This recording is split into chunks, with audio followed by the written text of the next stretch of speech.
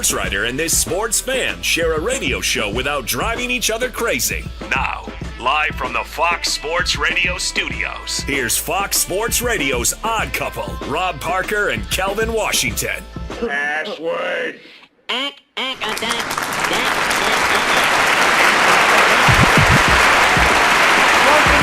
Welcome in. What's happening? Hey. And with that password, guess what? You now have full access to this very fine radio program for the next 3 hours. Not 2, not 3, not 4. That's right. Thank you, LeBron. No matter how you listen in, Fox Sports Radio, foxsportsradio.com, the iHeartRadio app, Sirius XM Channel 83, and now live. We'll do it live on YouTube. Do it live. I can go write it and we'll do it live. Do it. That's right. Just do it. Say my name. Rob Parker. Say it again. Rob Parker. Say his name. Kelvin Washington. Say it again. Kelvin. Say it again. No, what you trying to get? Kevin! No, what you trying? Oh, you trying to get your Kevin McAllister? Somebody got rid of it. Yeah, good. Already. All yeah, right. I got. You know, I got access now. We are indeed the odd couple on this TV Trash Talking Tuesday. I get it right. I'm already mixed up. Trash Talking Tuesday. I think he misremembers. Thank you, Tom. And you'll need our phone number because we are, without question, the most listener-friendly national sports talk radio show on the planet. At least when people are still awake. All right, write it down. Commit it to memory. 877-99 on Fox. For you laymen, it's 877-996-6369. That's right. And if you hear feedback on the line, you know it's your own fault. It means only one thing. You forgot to turn down the radio. And if you call in and have a problem with what we say to you, tough because... Well, I'm talking to you the way I want to talk to you. If you have a problem, turn off your station. With that said, always remember... The Odd Couple was filmed in front of a live audience. Sweetie Beanie, yeah. All right, let's go. Big Yeah. show. And let me welcome in my co-host. He is... There, you found it. There Dang it is. You went in the deleted files. You supposed to, I meant to delete permanently. Dang it, you found it. Man, oh man. What's happening? How are you? Good, man. Trash Talking Tuesday. Feeling good, man. Got a nice little power walk in. I'm in between our little breaks and all that. I'm going to do some working out. Rob G, you back? Ever since you got the jab, you don't want to work out with your boy no more. Alex, you back? Remember we used to have our little workout sessions? We had the dumbbells and the resistance bars. I can bring a whole push-up bar if we need. All right, I'm with it. All right. Anyways, feeling good on this Trash Talking Tuesday, brother. Awesome. And how come my internet's not working? Because I can't see the update. I got you right here. Got it? Yeah. It's okay. What? I keep telling you about that Boost Mobile. It's not Boost. Cricket I got a Wireless? tissue for me. I just don't understand. Like, why is it not working? Why doesn't the internet It's easy, Rob G. Verizon was charging me $69.99 right, for my plan. Here we go. I got this one for $11.99. Now it only works half the time. And of course, of all days, I pull it up and there's no read to start the show. So that you know what I mean? Days. That's a good point. It's always that way. But anyway, I feel good anyway. All right. Let's welcome in the Odd Couple crew because we wouldn't be able to do this fine radio program without them. Who we got? Rob G is our producer. Blood Mexican is Alex is our engineer. Pay no attention to that man behind the curtain. I think that is so awesome. One more time, Alex. Pay no attention to that man behind the curtain. He was scrambling for his life at that moment. He was just pressing buttons at that point. That's a tremendous Rob G, movie. what happened to the GOAT? You ain't the GOAT no more. You Blood Mexican is there he is. Okay. Steve DeSager is at the anchor desk. Hey, Steve. He'll keep us updated throughout the program. And Sagar is in. I wasn't going to say, but he finally earned his money. That's right, on social media. Yeah, fixing the thing here so we can see ourselves on YouTube. Oh, it's all done. Yeah, our pretty Sagar, mugs. very Yeah, Sagar, nice. it only took you 6 days, but Oh, you got wow. it. You see the way he treats you, Sagar? Next time we go to a real fancy restaurant or Super Bowl. You make know him why pay. y'all my people? You, Sagar, Elijah, Rob G. Alex, you're my people, but you weren't in this story. Because we all kept it real when we were at Emerald's, and they were like, yeah, so it'll be about $500 per person to enjoy this wonderful dinner. We looked at each We other. all looked at each other and said, yeah, get somebody else to do it. And you know what, Alex? There was a brother at the restaurant. He's like, Hey, he said, it's better food over there anyway. Go over there and eat on the other side. Am I right? He did. He said, hey, man, it's better food over there. It ended up being a perfect night. Great food, good conversation. Other people's buns were eating. It was a great time. Oh, man. Okay. Hey, can you bring his buns to me? Yeah, there you go. Just make sure you say I was talking about Rob when I said that, all right? Rob G, let's kick off this fine radio program with none other than the gift that keeps giving. His name You ain't lying. Draymond Green. Draymond Green might have to get part-time salary here at Fox Sports Radio. He gives us so much content. So much content. It's ridiculous. So it would be something if he was a great player, too. Oh, I'm sorry. Wow. Man. Earlier today, it was announced by the league and reported by ESPN, Sports Illustrated, pick your favorite outlet. Same thing. That Draymond Green was issued a warning, not fined this time, for a viral interaction he had with the fan on Sunday night. I know you probably missed because a lot of NFL action going on Sunday, but during their game on Sunday, Draymond Green got into it with a fan who was courtside, and afterwards told the media that the reason why he got into it was the guy made a good joke at first, but you can't keep calling me a woman. I got 4 kids, 1 on the way. You can't keep calling me a woman. Well, we found out after the fact because the fan told us, I'm a woman. That the impetus, I would have had no issue. The impetus behind the whole back and forth was not that he was calling him a woman or calling him a B word or anything like that. No, he was calling him Angel Reese over and over. Exactly. Because Draymond Green had a portion during the game where he got multiple offensive rebounds and smoked multiple layups a la Angel Reese. That's all. And that was the impetus on the whole thing. Again, no fine, but a stern talking to for Draymond Green. And you know what? They probably should have fined him, but I get it. I'll say this. Draymond Green is the biggest hypocrite in the National Basketball Association. He's the biggest baby. He's the one who goes after people all the time. He's the one always bumping his gums and, and all this stuff. And he's a big baby that's somebody who paid their money, who's sitting in great seats, right? Mm-hmm. Where he can hear him from. He's not in the rafters. He's all the way down front. Calls him Angel Reese, and he gets his panties in a bunch. Really? Oh, that guy's out of bounds. He should have said, hey, Draymond, you make me sick because you have a beautiful wife, you make multi-millions of dollars, and you have 4 kids with 1 on the way, but you make me sick. Is that the heckling that he wanted? Does he understand how heckling works? I mean, this wasn't disrespectful. This wasn't racist. There's nothing wrong with that. It's apropos. Oh, I'm about to light him up. I mean, because we know Angel Reese with the me bounds, she take 9 shots and get 8 rebounds off of it. The me bounds, yep. I get it. It was actually clever. What's the first word? Clever. Yeah. Well, you're going to take too long putting your glasses on. Yeah, clever. It's not I said that was actually clever, Rob. Let me run it back. Ready? Wait a minute. I got to put the glass on and go, let me see. Okay, now you can see. Okay, there we go. Okay. Clever. That was clever. You know what the fan did, Rob? He kept it basketball. Literally. He called him a basketball player. Now, is she a woman? Yeah, but he called him a hooper who does similar things. And what have people said about Angel Reese's game? Wow, she kind of plays like a female Draymond, right? Great defense, talks a little smack, tough. Can't make a layup. Rebound, me bounds as well. So that was a clever heckling. That was actually basketball as well. And to me, and by doing it, he actually insinuates to me and kind of insults Angel Reese as if that was like so insulting to call me Angel Reese, another hooper. Like, would it better? He mentioned, why he couldn't call me Lisa Leslie.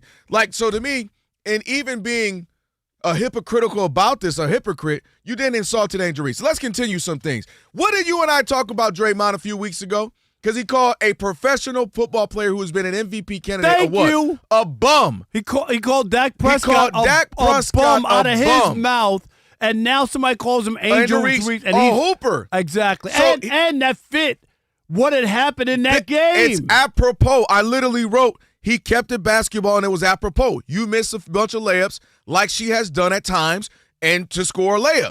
Miss a bunch, got a bunch of rebounds, puts it in. You literally did that. Angel Reese has done that. So and not to mention, again, this is a basketball player. He didn't call you a name. He didn't call you a something else. He didn't call you a B word. Oh, did I mention? You've called people, your own teammates, the B word. So I just, from a guy who has stumped people, kicked people in the kiwis, punched people, called people names, always in trouble, so bad. just called a pro athlete who he knows what it's like to be a pro athlete. You know what it's like of online. all people, you know what it's like people. to have the spotlight on you. And you called Dak Prescott a bum. This is crazy to me, that this is what got his panties in a bunch. Right. But then I probably shouldn't say panties, because then now I'm calling number one by saying that. I'm just, it's just a figure of Some men speech. wear panties. That is true. That's all. But I'm just blown away by that. Like, Draymond, you've been in so many competitive games. You're from where you from Saginaw. You're from Michigan. You know how tough Saginaw is. Played at Michigan State. Played in the league. That's what got you riled up? It's just so ridiculous. This is who he is. If he said he called your dead family member or something, and okay, I get it. Angel Reese, when you literally did an Angel Reese move? And it's just, but the whole idea, like this is what fans do. They heckle you. You know why they heckle you? Because you matter. When you don't matter, nobody heckles a guy who doesn't matter. And heckle is right? different, Rob, as you're mentioning, than disrespect. Right, it's a heckle. You. Boo, you suck. Exactly. Boo, you angry. Boo, you missed a shot. Air ball. That's heckling. That's a part of the experience. And all they want to do is get your attention, and you gave them your attention rather than acting like you didn't hear it. It's so easy to ignore. That's what most professionals do. They just ignore it. Now, if there's something racist or something really that crosses the line. They're screaming at your kids who are in the row ahead of you. That's something different. This was basketball. This was the sports experience. And for him to get all worked up makes no sense to me. Sagar, put the camera on me. Hit dogs holler. And he was embarrassed that he did exactly what the person was calling him out about. Angel Reese, from time to time, has been known to miss a bunch of layups, get the rebound, miss it, and put it back in. He did exactly that. So that's why it stung, Rob, because that's exactly what he was. He was pre-performed like an Angel Reese sequence, and he was upset about that. But how can you get mad when somebody calls you a professional basketball player? Right. Make it make sense. None of it makes sense. All right, 877-99 on Fox is our telephone number. 877-996-6369. And you know the apology's coming, right? Yeah, because that's what he does. I didn't mean anything by it, because not as if Angel Reese is a bad player. He leads the league in apologies. It's coming. My bad. I didn't really see it like that. I was just saying that I was a female. It's coming. Is Draymond Green being hypocritical when he complains about a fan calling him Angel Reese? 877-99 on Fox. We'll continue that conversation next with you on a Trash Talking Tuesday. Rob Parker, Kelvin Washington, right here on Fox Sports Radio, and you know what you need to do. What, Rob? Stick and stay. Unless you're worried about getting kicked in the nuts in the US of A. Oh, my. He did do that.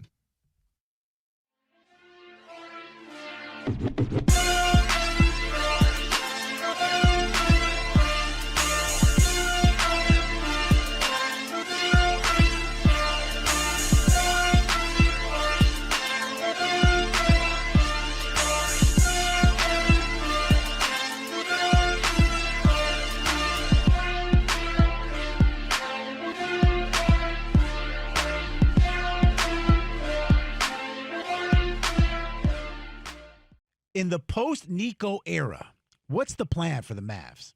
The plan is everybody can go. I would like to keep, clearly Cooper ain't going nowhere, but I would like to keep P.J. Washington, and just that you got to have somebody who can score a ball a little bit. I like that. And I would like to keep Lively, right? Have me a nice big who can play a little defense, change some shots, affect things at the rim, and then obviously, be a part of that tip dunk, offensive rebound guy. Rest of that, everybody can go.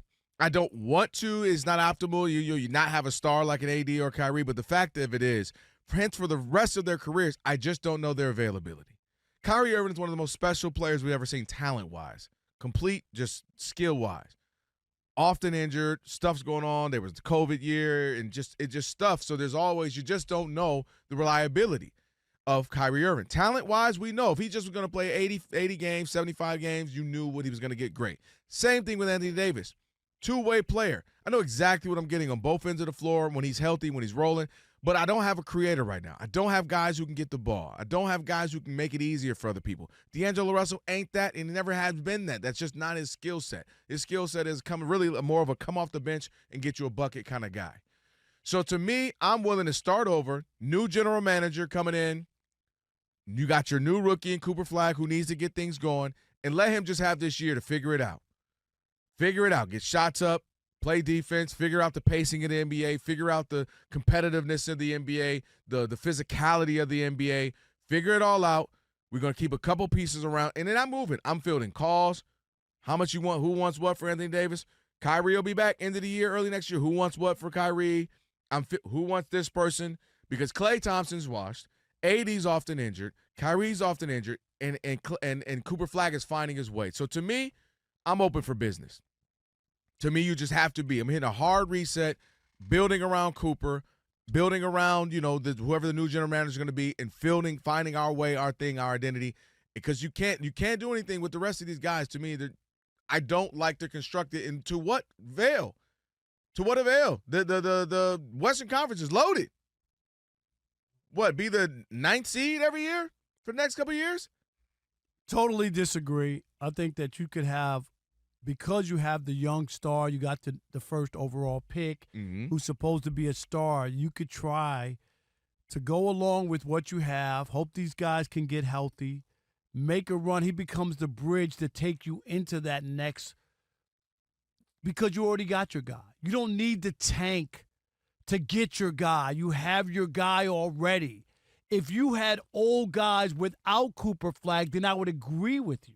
You already have them. You're not going to get better than what you just got. So you have your guy.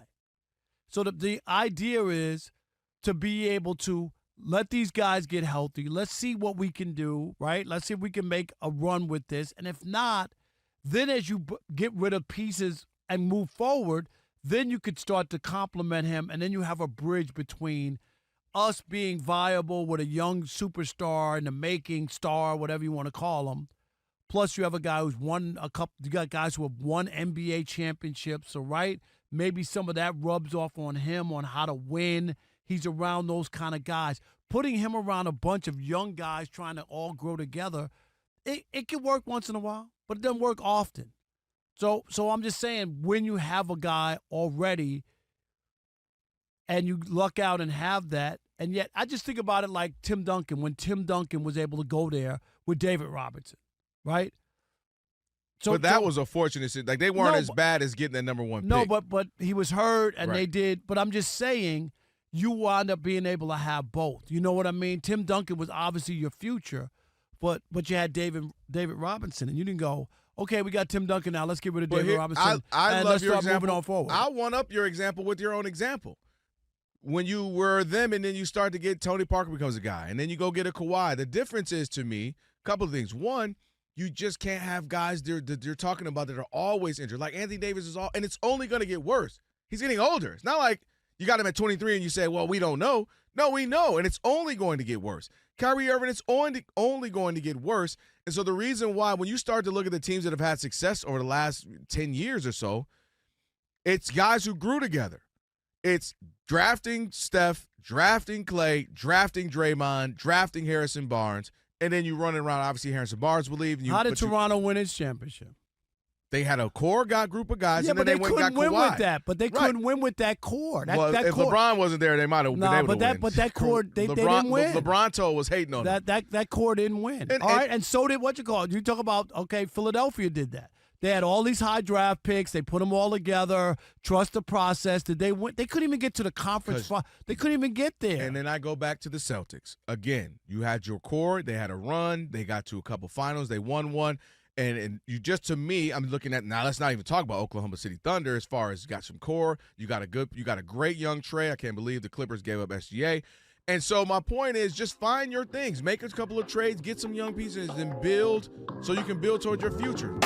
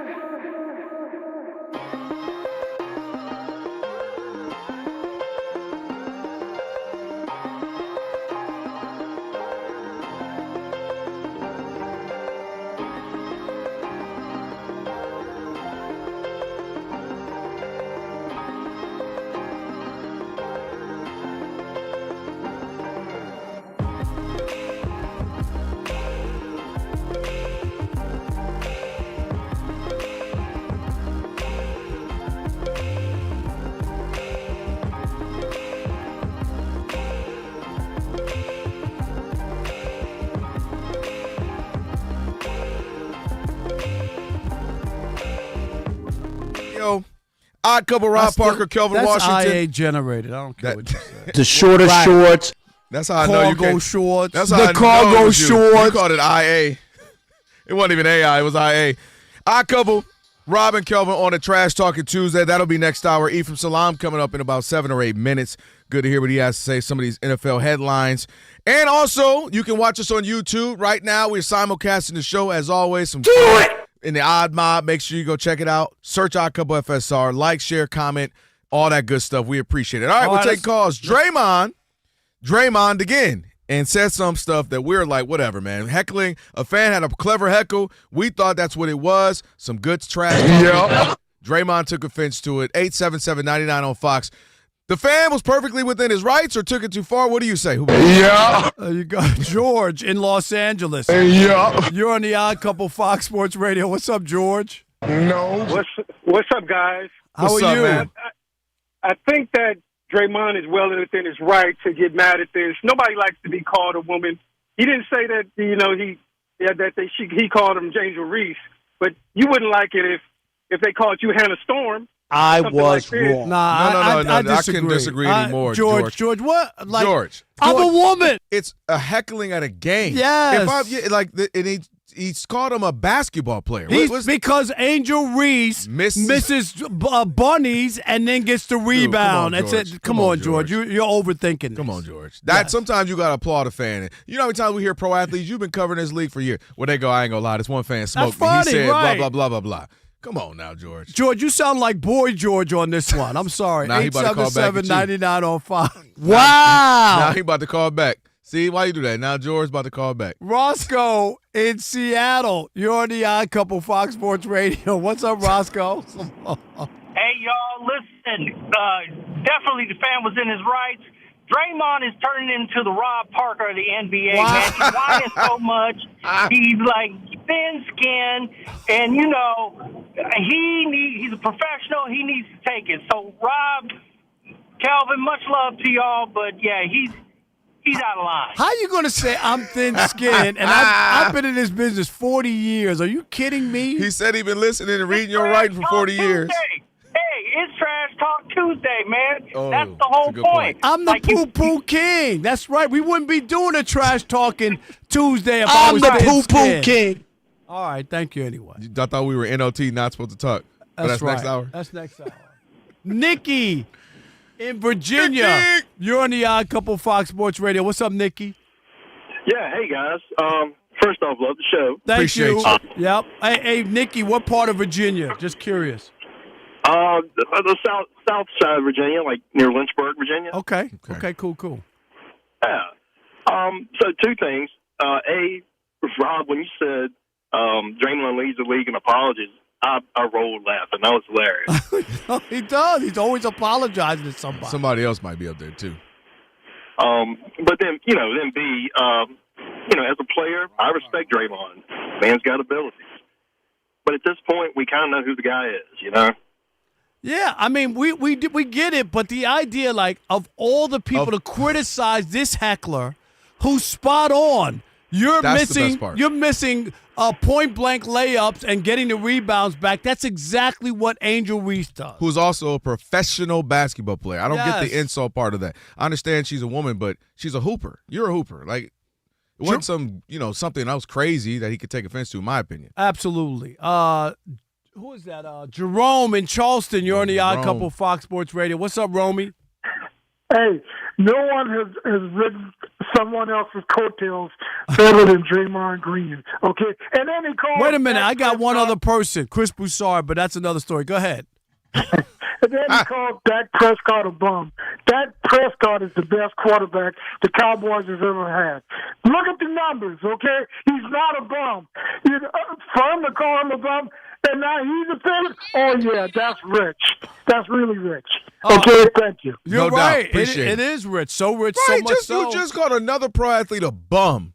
I bet you Chris happened to be listening just right now. Yeah, just right? let me tune in. Let me see how my old partner been doing. Right? And then the only reason you made it is because of me. I'm the reason for your career. You wouldn't be on that little TV thing without your boy. Exactly. Nick in New York. You're on the Odd Couple Fox Sports Radio. What's up, Nick? You got to make sure you hit that CK That button. at the There you go. Just a little. Nick? Yeah, just. Yeah, can you hear me? What do you mean? Nick, what up? What? Can you Mike, hear me? Yeah, we hear you, Nick. Thanks for making us a part of the show. That's what I'm trying to doubt. Always, Appreciate Nick. Come on, man. This is your show. You know that. I know that. You know And what? that- Hey, you might listen to other shows that can't get in and never want to hear from you. That's not the Odd It's Couple. my favorite show because you include us. I think that's a big part of radio. No doubt, man. We appreciate you, brother. What you got for us? With Draymond, like, the NBA has to be so mad that he is talking. Like, when that all happened and they came over there, you would think that the guy said something so racist or about his family. Right. That's what I assumed. And then you find out that he got called Angel Reese.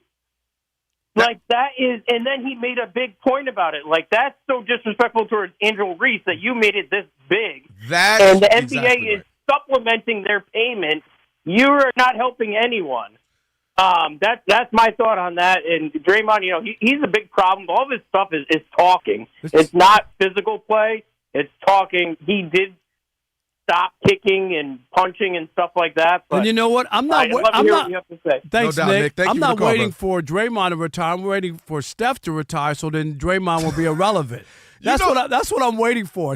Can Steph retire so Draymond becomes irrelevant? And to your point, that's what I'm Rob, waiting for. To your point, Steph has had 2 almost 50-point games, and one of them 50, whatever. And this like is what we're talking about. And Draymond in the last 3, 4, 5 weeks is always the topic of conversation. It's like this is why the Kaiser Permanentes didn't do nothing. We don't even know. Steph been going crazy lately. 40 points, 50 points, and that's why the shoes. We talked about the shoes. You'll never hear nothing from him. Nope. Nothing. You'll never hear nothing from him, man. The Cedar Side 97s. That's why they ain't. That's why they ain't do no numbers. All right, on the way, Ephraim Salaam will talk some NFL headlines with him. Maybe even see what his thoughts on the Draymond. Right now, he is Steve Sager. He's got your update. Hey, Steve. Hello. NBA schedule includes a few games, 6 total, including the late game at 11 p.m. Eastern Time, Phoenix at Portland. Lakers are 10-4. They're due to host Utah at 10:30 Eastern. LeBron James of LA listed as questionable with the bad back. They're waiting for him to make his season debut. About to start. Brooklyn 2-11 hosting Boston. Orlando late first quarter leads Golden State 29-25. Draymond Green a quick 3-for-3 shooting from the floor, including a couple of threes. Milwaukee's Giannis Antetokounmpo could miss up to 2 weeks with a strained groin. There's a college basketball doubleheader at Madison Square Garden tonight. Later, it's number 5 Duke against number 24 Kansas. Currently halftime in a top 20 matchup. Michigan State leads Kentucky 44-27. The new college football playoff rankings come out later this evening. Texans quarterback C.J. Stroud, with his concussion, will miss another game this Thursday against the Bills. Steelers quarterback Aaron Rodgers will not need surgery on his broken left wrist. He will not practice Wednesday. Reportedly, he is still pushing to play this Sunday at Chicago. Among the 8 NHL games, Devils scoreless at Tampa Bay mid-first period. Pitcher Shota Imanaga accepted a qualifying offer to stay with the Cubs, so he'll earn $22 million next year. Also accepting qualifying offers to stay, Brewers pitcher Brandon Woodruff, Yankees outfielder Trent Grisham, and Detroit infielder Gleyber Torres. Among the 9 players who turned down those one-year offers, Kyle Schwarber, Kyle Tucker, Bo Bichette, Edwin Diaz, they're free agents. By the way, the Major League CBA with the Players Union expires after next year. And Spain and Belgium earn spots in next summer's World Cup. Spain is undefeated in its last 31 matches. Also in as European qualifying finish, Switzerland, Austria, and Scotland, which is in for the first time since 1998. The U.S. is in automatically as a co-host next summer. The Men's Soccer World Cup starts in June. In this country, they'll use NFL stadiums. Back to you. Steve, thank you so much. Odd Couple, Rob Parker, Kelvin Washington. Trash Talking Tuesday. Getting to that next hour. We got Shekel City Player of the Day on the way, but right now we're joined by, you know who it is. You know who it is. Ephraim Salaam, former NFL offensive lineman, Fox Sports Radio Weekends. Ephraim Salaam on X. E, what up, bro? What's happening, man? How y'all doing? Doing good, man. Real quick, Draymond Green, you covered the NBA, you love hoops. You heard what he did. The fan called him Angel Reese. Well, we both agreed was clever. We thought that was not an insult. Considering that he missed like 4 layups and grabbed the rebound just like Angel Reese. And she's a pro hooper. Like, why was that so insulting? Almost insulting to Angel Reese that he considered it blasphemous. What's your thoughts? And also just about heckling in general. You played the game. Heckling is part of professional sports. So, it comes with the territory. I wouldn't go all crazy and all. I thought it was funny. Right. Calling him Angel Reese like that, I thought it was hilarious. I mean, that's a pretty good heckle. That's what we thought. And let's not forget, it was just 2 weeks or 10 days ago that Draymond called Dak Prescott a bum. You know what I mean? Like seriously, Ephraim, you're calling Dak Prescott a bum on your podcast, and now you got a problem that somebody called you Angel Reese because you missed a couple way layups. Less of an insult. It is less of an insult. It's clever, and sometimes those clever ones they cut a little bit deeper. That's what I said. Hit dogs holler. Unbelievable. All right, enough. I've seen enough of Pete Carroll and what's going on. This man, Pete Carroll, minding his business. Pete Carroll, enough already. His rice pudding. And you know it's so bad now, Ephraim, that teams are kneeling down at halftime against the Raiders. I mean, they're just like is that disrespectful or being sympathetic? Like, if I'm Pete Carroll, I'm offended that you kneel down. This is 2 of the last 3 games, Rob G, that they've kneeled down, right? With 2 minutes to go, Ephraim. They're not even waiting until 10 seconds on the last. Right. No, it's disrespectful that Pete Carroll consistently puts that product out there on the field. You got to, Pete came back to coaching. He's the oldest coach. You can't pack him, Geno, the Tom Brady, pack them all up and get them on up out of there, man. Because it's look, I had high hopes. I think a lot of us in the business had high hopes with the Geno we thought was going to be there, the energy Pete Carroll was going to bring, and it just fell flat. I feel sorry for Max Crosby. I mean, he is a game wrecker. He is everything. And he's stuck in a situation similar to what Myles Garrett is. It's the same thing. It's exactly, yep.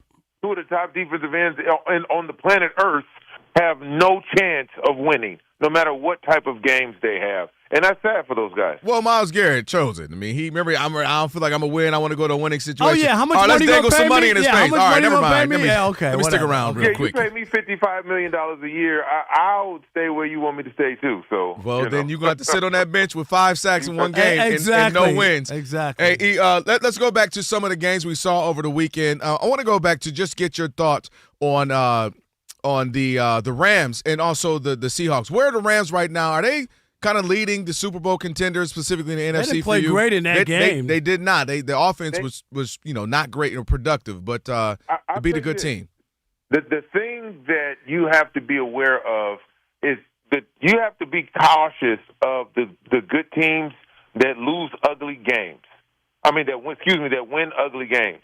Like when you have a team that's constructed like the Rams and they're able to win ugly, that's not a negative. That's a positive because they have the firepower and the defense to blow teams out. Mm-hmm. When they come upon a team that, for whatever reason, has their number, they struggle, and they end up winning those games, that's the mark of a great team. So don't let those types of games be detractions from the caliber of team the Rams are, or any other team like that. Because you look at the Seattle aspect of it, 4 interceptions, they still had an opportunity to win that game. So both of those teams are dangerous. But right now, for me, in the NFC, the Rams are at the top and the cream of the crop up there with the Eagles. The Eagles win ugly, too. Mm-hmm. Yeah, but they have a defense that can win you a Super Bowl, the Eagles. That's true. I mean, they do have a they defense. really Yeah. do. I do want to ask, it's unbelievable because you think about it against the Lions.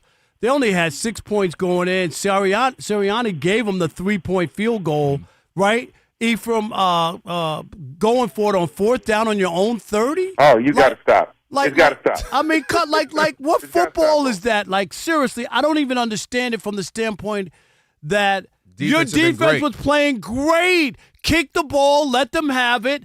And if they score twice in 3 minutes, then you don't deserve to win. You know what I mean? How did you do that to your defense? What Dan Campbell hasn't learned since 2 years ago is the more you leave points on the field, the least likely you're going to be successful. You got to remember that San Francisco game. We don't want they had to. an opportunity I'm sorry, my bad. to go to the Super Bowl, Yep. and they kept going for it and not taking the field goals. They lose by 3 in the NFC Championship game, and then they just double down on it the year after that last year, and they're doubling down this year. You can't go 0 for 5 on fourth down and leave points on the board in a one-score game. And a tough game, too. Like, you knew it was going to be a tough time to hide the score game. You got to get points. No doubt. You got to get points. What it does is it demoralizes those guys on the offensive line who drive down the field, put you in position to get points, and you get nothing. And on the flip side of that, it puts your defense in a tough spot to where they're constantly defending the short field. Mm-hmm. It's not fair to either side of the ball, but you continue to do it. No doubt. Let's go to Shedeur Sanders' debut. I'll call it a debut rather than a debut.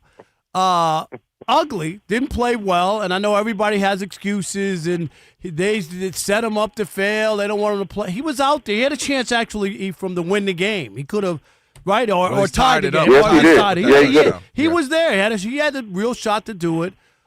Just your thoughts on it, because I just – and you were in the NFL for 13 years, 14 years. You know the deal.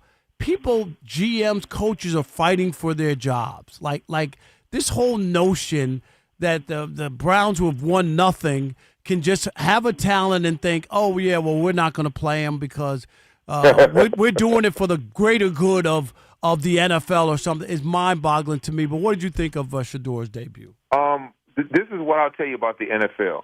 As a player, you can't control when you play, how long you play. What you can control is how you play. And as a backup, you may not get a lot of reps. You may not get any reps in practice. But when an opportunity presents itself, that's when you have to separate yourself. He had an opportunity to come in the game in a one-score game and win the game or give his team an opportunity to win, and he didn't. Those are the opportunities that you can't squander. You can't hold on to the ball. You can't take sacks. You can't do things that hurt your team and their ability to win. That's the problem I'm having. You can make all the excuses in the world for Shedeur Sanders. Then mentally you should be preparing as a starter during the week. Whether you get reps or not, you need to be in the meeting room. You need to be in the film room. You need to – all of those things to prepare yourself just in case something happens. You need to be able to step onto that field and really show up and show out. That changes the narrative. That changes how you're positioned on the team. And the fact that he wasn't able to do it and all everybody had was excuses for him. Yeah. Well, this is professional sports.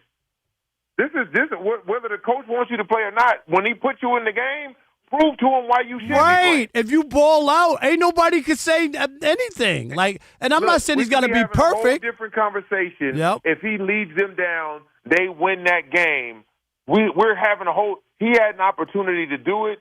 He wasn't prepared to do it, and it showed on the field. Yep. Hey, one more real quick, Ephraim. We got about a minute to go. I want to go to this. The Chiefs, 5-5. The Ravens, 5-5. Both Ephraim, teams, I had them before the season, not making the playoffs. I'm just putting it out there. We both ended up picking the Ravens go to Super Bowl. Which one do you feel more confidently this last stretch of the season and then hopefully for one or two or maybe both, whatever, going to the postseason? The Ravens or the Chiefs? It's the Ravens. You look at the schedule, it's the Ravens. The way the Cowboys are playing, I think the Chiefs played them in 2 weeks. They may lose that game. They got to play the Chargers. Their schedule is not conducive to them at 5-5 making the playoffs. But Baltimore has a schedule and a Lamar Jackson that can easily rattle off 3 more wins. So for me, my money would be on Baltimore and not Kansas City making the playoffs. All right, there you have it, E-Man. Appreciate you All as right, always. man, We'll do it next week. Appreciate you guys. No doubt. Right, brothers. Y'all stay no safe. doubt. You too. Shekel City on the way. Player of the day as well. Plus the team. We got one of the big games in NBA tonight. We'll talk about 2 teams that are surging that maybe folks didn't see it. It's the Odd Couple, Fox Sports Radio.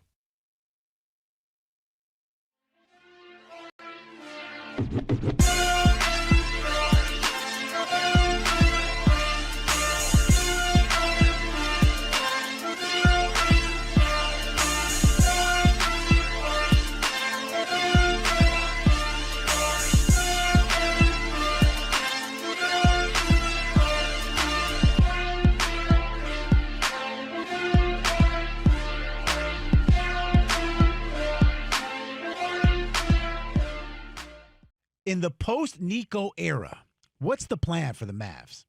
The plan is everybody can go. I would like to keep, clearly Cooper ain't going nowhere, but I would like to keep P.J. Washington, and just that you got to have somebody who can score a ball a little bit. I like that. And I would like to keep Lively, right? Have me a nice big who can play a little defense, change some shots, affect things at the rim, and then obviously, be a part of that tip dunk, offensive rebound guy. Rest of that, everybody can go. I don't want to. It's not optimal. You not have a star like an AD or Kyrie, but the fact of it is, hence for the rest of their careers, I just don't know their availability. Kyrie Irving is one of the most special players we've ever seen talent-wise, complete, just skill-wise. Often injured, stuff's going on. There was the COVID year, and it just stuff. So there's always, you just don't know the reliability of Kyrie Irving. Talent-wise, we know if he just was going to play 80 games, 75 games, you knew what he was going to get great. Same thing with Anthony Davis. Two-way player. I know exactly what I'm getting on both ends of the floor when he's healthy, when he's rolling, but I don't have a creator right now. I don't have guys who can get the ball. I don't have guys who can make it easier for other people. D'Angelo Russell ain't that, and he never has been that. That's just not his skill set. His skill set is really more of a come off the bench and get you a bucket kind of guy. So to me, I'm willing to start over. New general manager coming in. You got your new rookie in Cooper Flagg who needs to get things going, and let him just have this year to figure it out. Figure it out. Get shots up, play defense, figure out the pacing of the NBA, figure out the competitiveness of the NBA, the physicality of the NBA. Figure it all out. We're going to keep a couple pieces around, and then I'm moving. I'm fielding calls. How much you want? Who wants what for Anthony Davis? Kyrie will be back end of the year, early next year. Who wants what for Kyrie? Who wants this person? Because Klay Thompson's washed. AD's often injured. Kyrie's often injured, and Cooper Flagg is finding his way. So to me, I'm open for business. To me, you just have to be. I'm hitting a hard reset, building around Cooper, building around, whoever the new general manager is going to be, and finding our way, our thing, our identity. Because you can't do anything with the rest of these guys. To me, I don't like they're constructed. And to what avail? To what avail? The Western Conference is loaded. What, be the 9th seed every year for the next couple of years?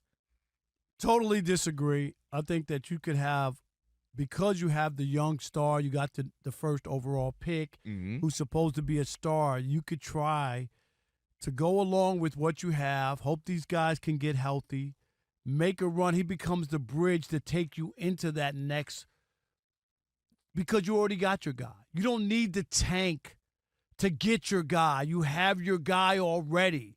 If you had old guys without Cooper Flagg, then I would agree with you. You already have them. You're not going to get better than what you just got. So you have your guy. So the idea is to be able to let these guys get healthy. Let's see what we can do, right? Let's see if we can make a run with this. And if not, then as you get rid of pieces and move forward, then you could start to complement him, and then you have a bridge between us being viable with a young superstar in the making, star, whatever you want to call him. Plus, you have a guy who's won a couple. You got guys who have won NBA championships. So, right, maybe some of that rubs off on him on how to win. He's around those kind of guys. Putting him around a bunch of young guys trying to all grow together, it can work once in a while, but it doesn't work often. So I'm just saying, when you have a guy already and you luck out and have that, and yet I just think about it like Tim Duncan, when Tim Duncan was able to go there with David Robinson. Right? But that was a fortunate – like, they weren't as bad as getting that number one pick. No, but he was hurt, and they did. But I'm just saying, you wound up being able to have both. You know what I mean? Tim Duncan was obviously your future, but you had David Robinson, and you didn't go, okay, we got Tim Duncan now. Let's get rid of David Robinson, and let's start moving on forward. I'll one-up your example with your own example. When you were them and then you start to get Tony Parker becomes a guy, and then you go get a Kawhi. The difference is, to me, a couple of things. One, you just can't have guys that you're talking about that are always injured. Like Anthony Davis is and it's only going to get worse. He's getting older. It's not like you got him at 23 and you say, well, we don't know. No, we know, and it's only going to get worse. Kyrie Irving, it's only going to get worse. And so the reason why, when you start to look at the teams that have had success over the last 10 years or so, it's guys who grew together. It's drafting Steph, drafting Klay, drafting Draymond, drafting Harrison Barnes, and then you running around. Obviously, Harrison Barnes will leave. How did Toronto win its championship? They had a core group of guys, Yeah, and but then they went and couldn't got win Kawhi. with that. But they couldn't win with that core. That If core. LeBron wasn't there, they might have been able to win. But that core, they didn't win. LeBron told was hating on them. That core didn't win. All right, and so did what you call it. You talk about, okay, Philadelphia did that. They had all these high draft picks. They put them all together. Trust the process. Did they win? They couldn't even get to the conference. They couldn't even get there. And then I go back to the Celtics. Again, you had your core. They had a run. They got to a couple finals. They won one. And you just, to me, I'm looking at, now let's not even talk about Oklahoma City Thunder as far as you got some core. You got a great young Trey. I can't believe the Clippers gave up SGA. And so my point is just find your things. Make a couple of trades, get some young pieces, and build so you can build towards your future.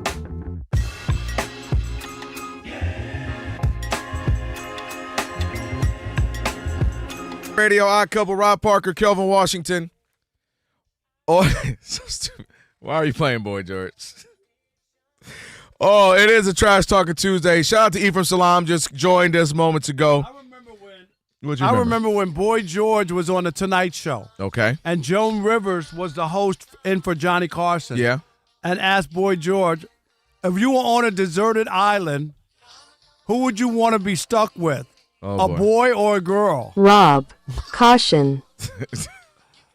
And you know what he said? Oh, no, I'm scared. He said both. That's what he said. But that was a great answer for Boy George. For Boy George, it was? It was for Boy George. Okay. I mean, I know you bilingual. All right. Thing. You see that pause, that pregnant pause? No, there? I said you bilingual. I just, you know what I mean? Just make sure, because, we talk about that all the time. Okay, yeah. All right. But my other language is Yiddish. That's the only problem. We do know that. We do know that as well.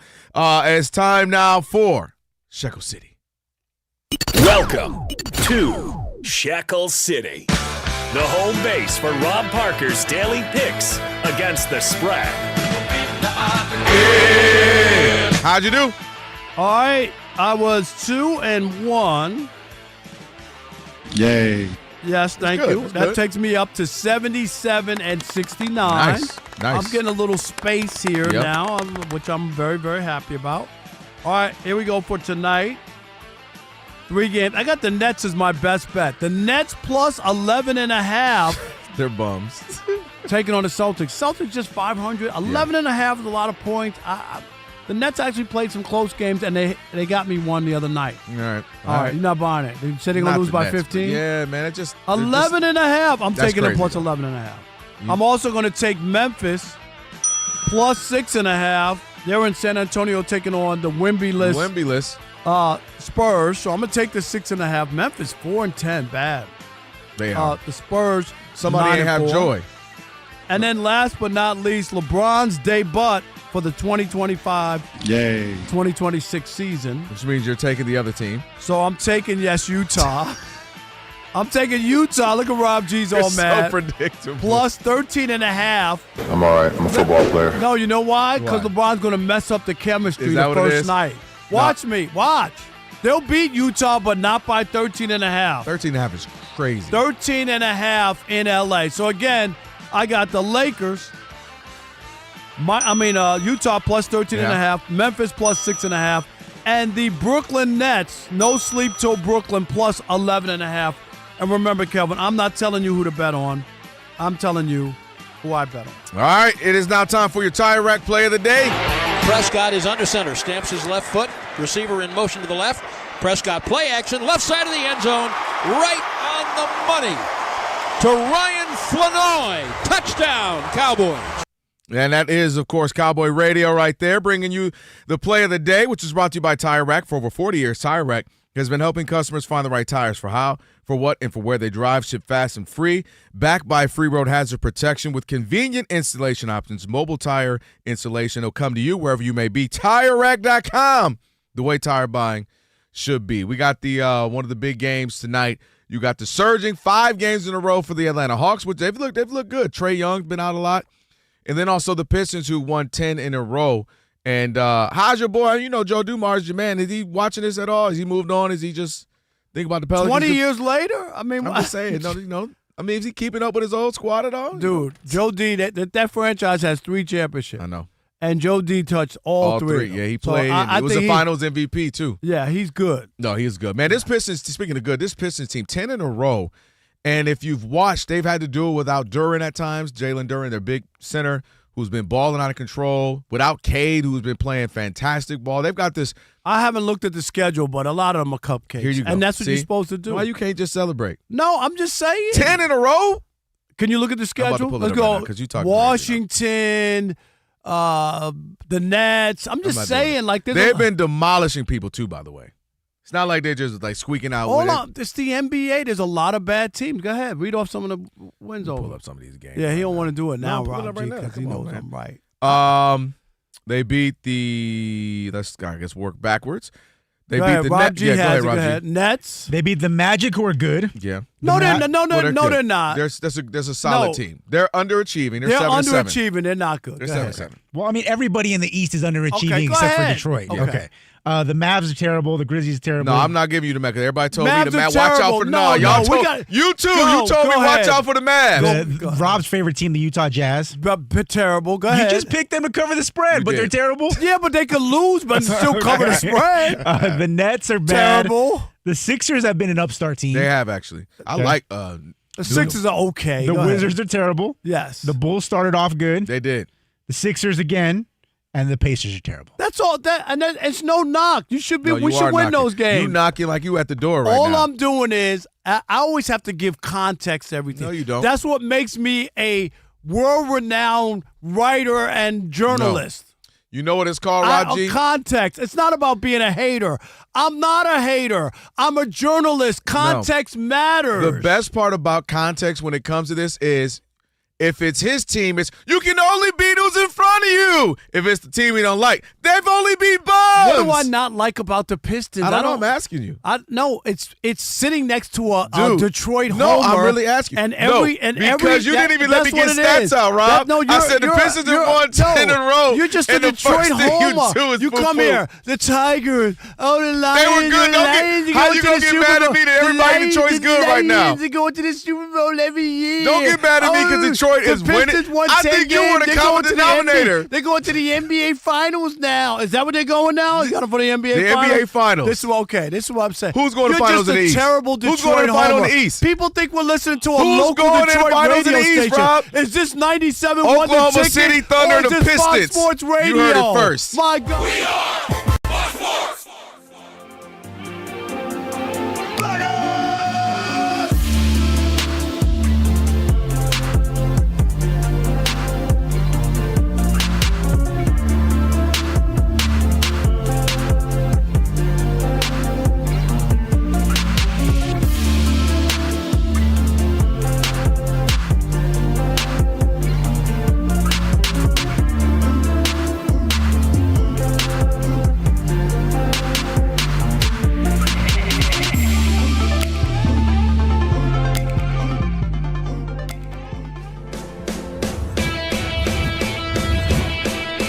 Wake up, it's two pros and a cup of Joe, Fox Sports Radio. You ready? Yes. I'm Colin Cowherd. This is The Herd. You are listening to The Dan Patrick Show. It's the odd couple. You know what time it is. Let's get it. Fox Sports Radio. Bigger, bolder, and better than anyone in the game.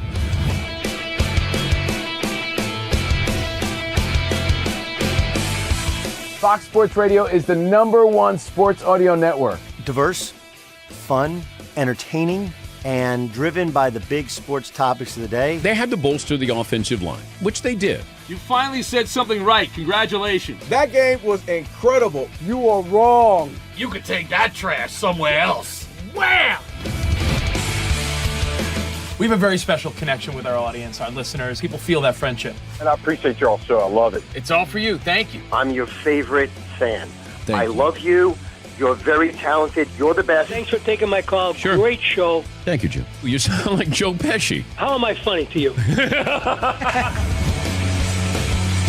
I can't help but notice that the W-2s for the quarterback look a lot higher. That's because we're worth it. You gotta be kidding. He never was an elite quarterback. This team is unstoppable. He made the right call. You know that's right. LeBron James is a legend. No, he's not. He complains all the time. You say Brady's the greatest quarterback of all time, but Eli Manning beat him twice. Wrong.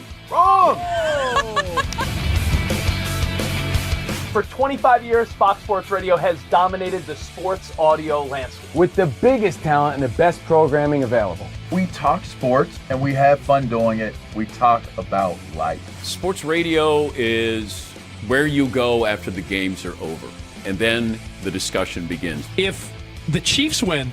Sorry, Patrick Mahomes here. What do you mean by if the Chiefs win? It is live. It is unscripted. No other medium can touch that. And that's what makes it special. Yes.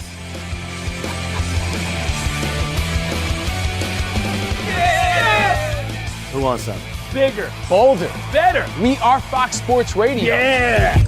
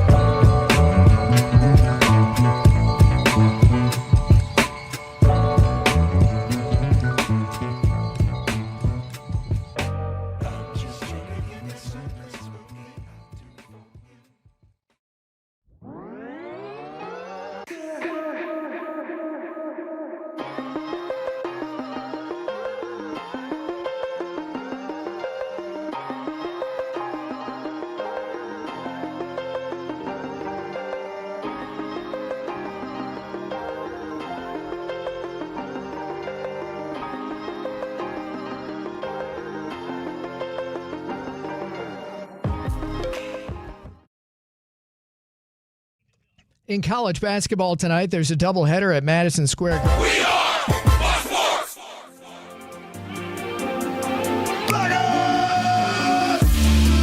Late game will have number 5 Duke against Kansas. The new college football playoff rankings come out tonight. Texans quarterback C.J. Stroud with a concussion will miss a third straight game this Thursday against the Bills. Steelers quarterback Aaron Rodgers will not need surgery on his broken left wrist. Titans wide receiver Calvin Ridley was placed on injured reserve with his broken leg. To the NBA scoreboard at Orlando, about 4 minutes to go till halftime. Magic leading Golden State 59-50.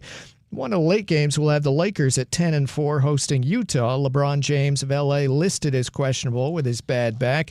And as far as a soccer exhibition for the U.S. men, they're up 4-1 at the half in Tampa against Uruguay. I'm Steve DeSager.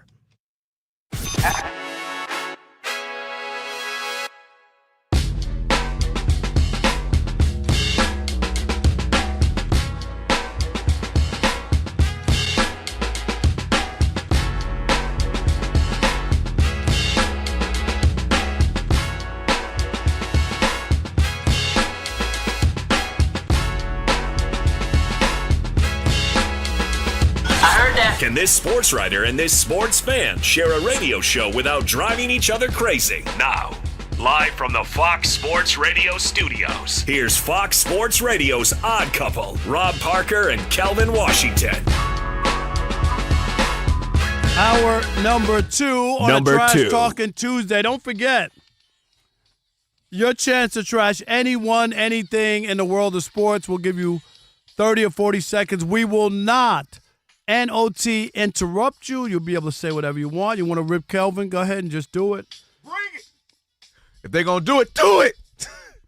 Rob Parker, Kelvin Washington. Do it! Couple, I that's don't know how right. he did that, man. Be sure to check out our brand new YouTube channel. I know you're checking us out. We appreciate all the people subscribing, all that good stuff. I got on a rare. You got an Odd Couple pullover, which is very nice. And this is one of the rare times. This ain't got nothing on it. Is that Hold on, man. Turn around. Let me something. No, there's nothing. You feeling okay? Right? No, I was in school today with the cords. I got on corduroys today. A plain, regular pullover with no. You got some Odd Couple underwear on something. Nah, Odd Couple socks maybe. Something. Yeah, but don't forget to check out the YouTube channel and subscribe. Do all that and much more. And then don't forget, coming up a little later on in the program, about 40 minutes or so, Trash Talking Tuesday. Yes, one of our favorite days, of course. But Rob G, I don't even know. Like, Rob G was reacting yesterday to Don't disrespect his fandom like that. Don't do him like that. Like, I was like, are you really that? Like, he was like, Bud Mexican. I was like, Rob G, really? Like, are That's you his squad. Are you that caught up in it, or haven't you let it go? Like, nothing's happened. Pay no attention to that old coach behind the microphone or whatever it is. Like, seriously, are you still like that? You know they're not winning. So? You know the Yankees ain't winning. Oh, God, look at Aaron Judge right there. Oh, God. We're down by 9 runs, but oh, God. How could the ump call that a strike? Yeah. Oh, God. It's the same thing. I mean, we like who we like, and you like Aaron Judge, and I like the... It wasn't his fault. The sun was in his eye. That's why he dropped it. I like the Lakers and the Raiders, and the UCLA. All my teams other than Lakers suck, but it's okay. Okay, but the Raiders, I mean, last night, really? It was more of the same. I mean, there was really nothing unique about last night's game. They got their doors blown off per the usual. They got the worst offense in football. Geno Smith leads the NFL in turnovers. What's up with Geno half taking the blame and then like half putting – he said, did you see that? He's like, you got to take the blame for me. It's on me. So then he's like, if your kids don't go to school, blame it on me. If you're sick tomorrow, blame it on me. All right, Geno, if you're going to – I like that he was taking it at first. You know, I'm the leader of the team, the quarterback. Then he just put everything. If your dog's sick, blame it on me. Yeah, but to add insult to injury, you got touched on this with E from an hour one. For the second time this season, an NFL franchise decided, you know what, we're going to kneel out the clock before the 2-minute warning, where it's not even possible for us to actually kneel it out. We just want to save you the embarrassment of what we're doing to you. It happened against the Chiefs in Week 7, happened again last night. In either case, with Andy Reid, in this case, Brian Schottenheimer. But Schottenheimer was trying to say, like, oh, you know, like he respects Pete Carroll. Yeah, and that's the thing is they work together. They used to work together, and so it definitely feels like we've reached the point in Pete Carroll's career where they hold him in such high regard for what he's done in college and in the pros. He seems to be a really good guy. But it's time to put the old dog out to pasture. And I say that, Rob G, because, and I agree, because when you get to the point where you feel like, well, I don't want to embarrass Pete anymore, that's when he shouldn't be. Do you know what I mean? Yep. Like, it should never be that. Like, you could have respect for. My team is gonna. We got 2 minutes, right? We're gonna run our plays. Yep. There are other things we want to work on. We could do. You know what I mean? Like you don't just stop playing. But right, you don't have to score. But you could run your plays, you know what I mean, and try to work on some stuff. Get backups in there, let them get some reps. Put Shador in, whatever you got to do. I'm just Shador at the crib. Well, he ain't at the crib. I broke into his crib. No, he's at the police station trying to say what items are missing. It was a gold chain. Yeah, but you get my point. It just feels odd. Pete Carroll's had this career. He won it in college. He won it in the NFL. Great football career as a whole. All this other stuff. And now teams are sympathetic. He's a sympathetic figure, right? He that's what they're looking at him like. Oh, poor Pete. He's 74. You know, hey Pete, good try tonight. Are you gonna have some applesauce with brown sugar tonight? Yeah, this is like that's where he is. Pathetic. It's pathetic. But this is one of the few times, you know, me and you called it early. We both were on the same page about this. It just didn't make any sense for a franchise that was so bad and you knew it was going to take some years. When you have an owner with such a bad haircut, it makes sense. Yeah, well, the He-Man haircut. I don't know what. Did you see him? His jacket was sweet. That's about it. Him and Jerry Jones standing there. Yeah. It was like Walk of the Living Dead. Like, listen, they didn't look great. They did not look. I will say that. Listen, their GQ wasn't calling for that duo on the cover. But with that said, you're right, man. Look, Pete Carroll is in that uncomfortable situation where we know you were good. We know you were very great at certain points of your career, but now we feel bad, putting BTA, as they say nowadays.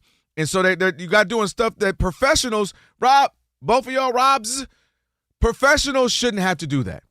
If Alabama wants to do that to Youngstown State, whatever, okay, I get it. If they but we've seen those scores of 70 and 88 to like 10. Like they just because they're getting players in, they're and working I can't on help plays. It, dude. I got 4-star recruit who's he's the third string cornerback. Right. What do you want from me? If I don't play him today, he ain't gonna play. Yeah, and to me, this is an embarrassment to where you are, where that teams have to do this to you as a professional. Like I have to, take it easy as a professional. They lucky they don't play Dan Campbell. He don't be doing that. He be just running it up. Like, and I have no problem with that. Like, if they wanted to do that, if the Cowboys want, no, I'm not.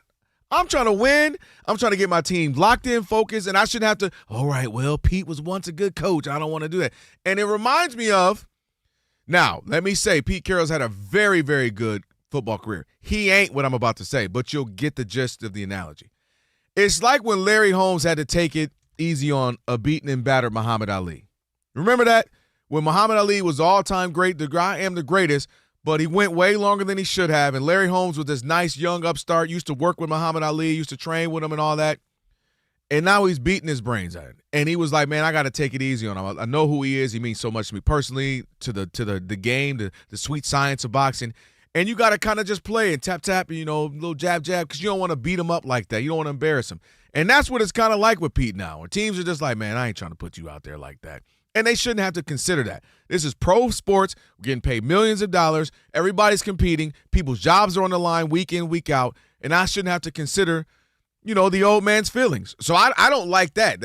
If you're going to blow them out. Hey, we trying to win games. We're trying to continue to do what we're doing, continue our flow, continue the flow of our offense and our game plan. I ain't trying to stop for nobody, and this ain't high school. This ain't middle school. This ain't Pop Warner. I'm doing what I got to do. What do you have? Which brings me to the world-famous quote by Woody Hayes, the Ohio State football coach. Before he punched the kid? No, this was when they in a lopsided game against Michigan. Yeah. And he went for a 2-point conversion in a blowout. Yep. And they asked him, why did he go for 2? And his quote was, because I couldn't go for 3. That's good. And I don't have a problem with it. I think that's one of the all-time. That is great. Am I right? And especially Ohio State, Michigan. That's a rivalry. Why did you go for 2? Because I couldn't go for 3. Otherwise, we'd have went for the 3-piece on y'all. Yeah, so I just don't like the idea. What the score was in that game? 44-14. And he went for a 2-point conversion. I mean, that's gangster. I really don't like y'all. I mean, he was gangster. Socking kids. Oh, yeah, all that. But I just, the Pete Carroll thing. Is it over this year? Rob G, you got a pulse of this team. Like, Mark Davis is paying 9 coaches. Man, he's still Gruden getting money. Everybody getting money. Like Pierce getting money. Everybody getting money. I'm going to say they're going to bring Pete Carroll back. Yeah, they probably will, because I don't think that it's in them to pay 3 coaches. To pay this many coaches. And when he was a guy who was, I'm not going to say hand selected, but nudged in by Tom Brady. Right. Yep. Tom Brady's going to be like, hey, that's true. I picked the GM. I helped pick the coach. Give him another season. They might get rid of the quarterback. They might get somebody else. No, they got to get rid of Gino. I don't know what the deal is. This is money-wise, the worst kind of season you could have as a sports fan, because if your team sucks, like the Jets, like the Browns, like whoever, right? You can go like the Saints. You can go into it saying, all right, we're taking these L's. It's kind of embarrassing, but we got the young coach and we got the young quarterback. Give them some time. And we're building something, and we're letting them take these lumps now. No, I got a 91-year-old coach and a 39-year-old quarterback who've both been around the block a few times. Yeah. So we're taking these L's for no damn reason. And that's the worst. I agree. Like, you want to have some semblance of hope. If you're let's say the Giants don't win another game, at least they can be, all right, we got our guy, we got a new coach, we got Jackson Dart, maybe we're going to find an even better coach, and we got Jackson Dart. You can be going, Scatterboo's going to be back next year. You got some type of hope where you can say, all right, defense looks pretty good, we got something. Neighbors will be back, the receiver once you got something to hang your hat on. Man, the Raiders, at least you can go, Well, at least we're in Vegas. We got a good, if you went to the game, like, you want to go gamble? And I don't even know now about Vegas. No, I went, by the way. Yeah, what'd you think?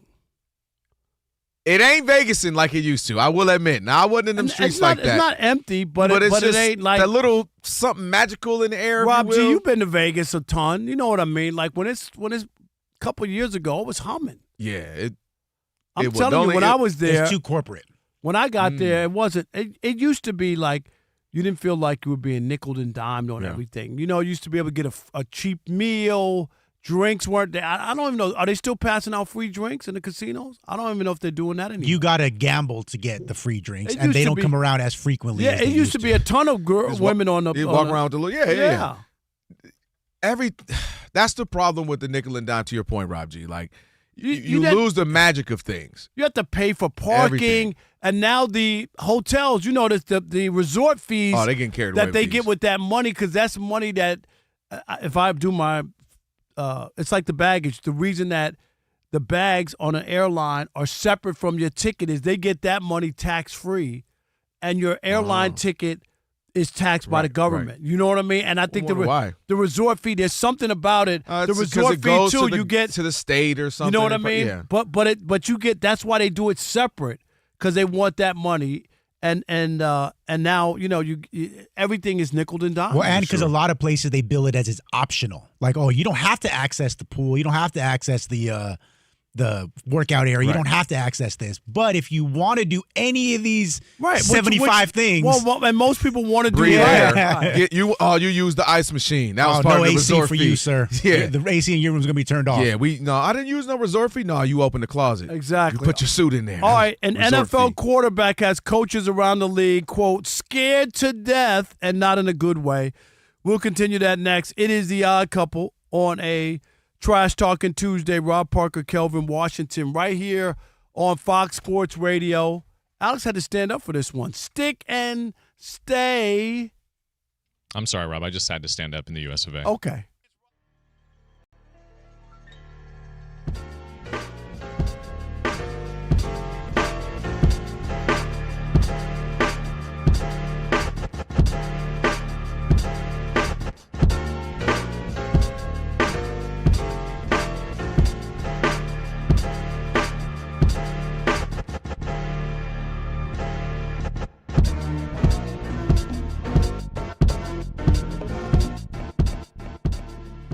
Well, you know who else don't want to know right now? Who that?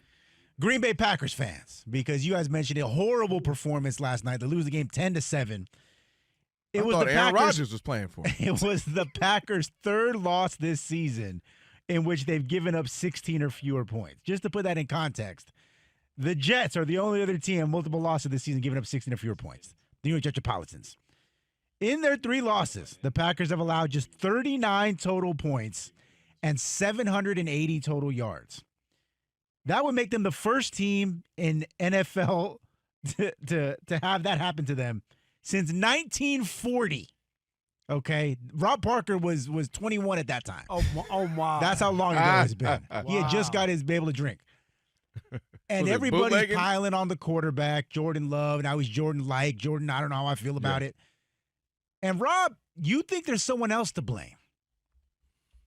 I do, and I think Matt LaFleur gets a pass for whatever reason. This team, look at all the wins he's had during the regular season, right? Mm-hmm. He's had a ton. What did he win? 13 3 times with Aaron Rodgers, right? Mm-hmm. Couldn't win a playoff game. Issues. They move on. They got Jordan Love now. They give him the big money, and these things keep happening. I just think that there's something there. That's why I'm down on the whole Sean McVay tree, because Shanahan, like all these guys, right? They don't win. Sean, he won his one championship, right. All right, but all the other guys that you have there, and I think Matt LaFleur. I know people were kind of talking about, is Jordan Love going to get him fired or whatever? I don't know if it's Jordan Love, but I think at some point, right, you got to win. That's all I'm saying. At some point, get there. And I don't think that when you look at like the ups and downs of this team, he's supposed to be what? An offensive genius. Yeah. Why are they going through this? Why are they losing games? They lost to – you remember the offensive output against Carolina? You remember how bad? Yeah. Like, that was awful. And then here you are at home, and you just need 2 touchdowns to beat the Eagles. Really? Yep. That's a game you want back. You want that. You don't want that game back? Right. Later on in the year when you have to decipher, like, where our record, where we are, do we have home field or not, and you'll go back and remember, oh, my God, how did we – Philadelphia came to our crib and scored 10 points and walked away with a win. So I'm not giving Jordan Love a pass that he doesn't have to play better, but I've heard all the boy genius and offensive genius and all that, and where is it? Is Jordan Love in the best situation? Because we've seen the good Jordan Love as well. Mm-hmm. But it's very inconsistent right now, and this team, for all the people, if you remember, now I picked them before the trade, before the season started, but a lot of people, remember after the first couple of weeks? Oh, all in. Everybody was in on the Packers. I don't think people are feeling that way.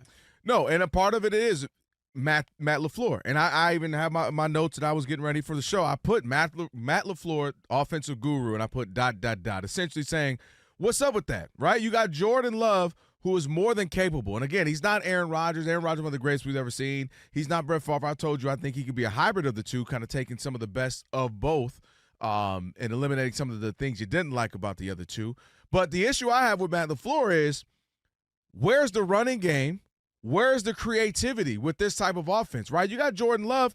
I would like to see Jordan Love utilized more in the RPOs, in the bootlegs, and get him use his athleticism. Not saying he has to be a runner, but use his athleticism. So, to me, Matt LaFleur having the weapons, you got a bunch of – now, maybe the issue is they don't have the guy because they got a bunch of guys on the outside. They got a bunch of receivers, but they don't have a Devontae Adams. You know, you see how Matthew Stafford loves to go to him. They don't have a Justin Jeffries. They don't have a Amon-Ra St. Brown. One of those guys where you say, that's the guy clearly. Maybe that's an issue, and they just got a bunch of C+, B- guys. But Matt LaFleur isn't running his offense as you want.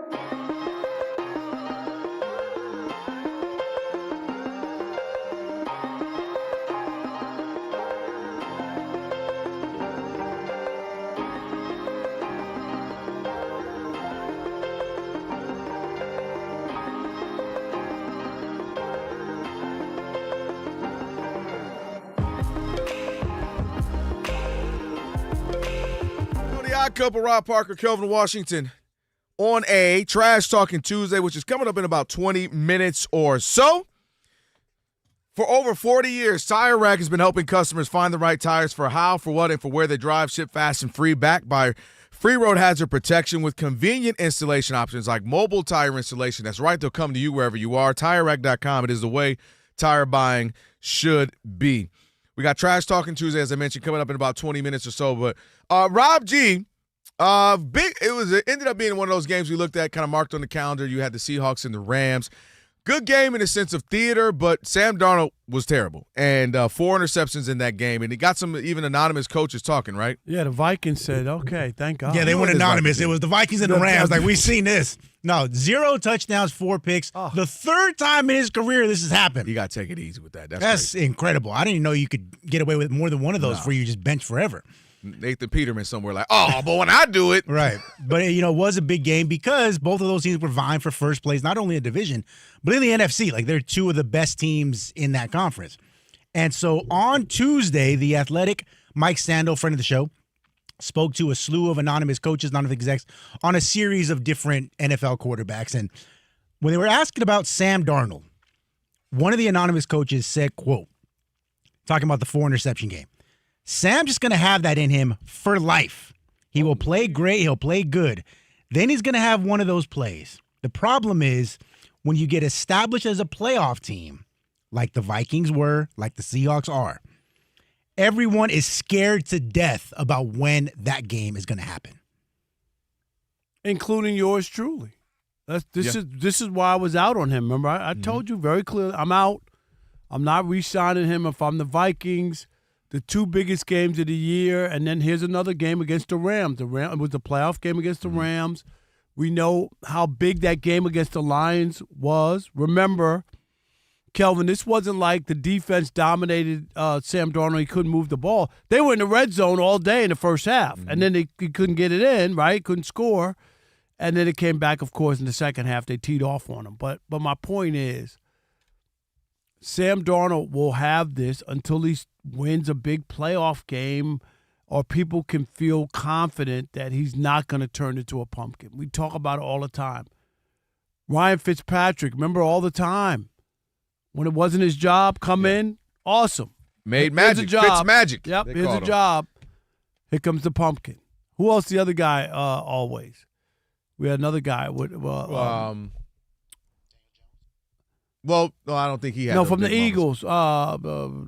Nick Foles. Oh, Nick Foles, yeah. How many times they try to give him the job, right? Like, hey, we're going to make him Nick Foles is unbelievable. Let's make him the starting quarterback. No.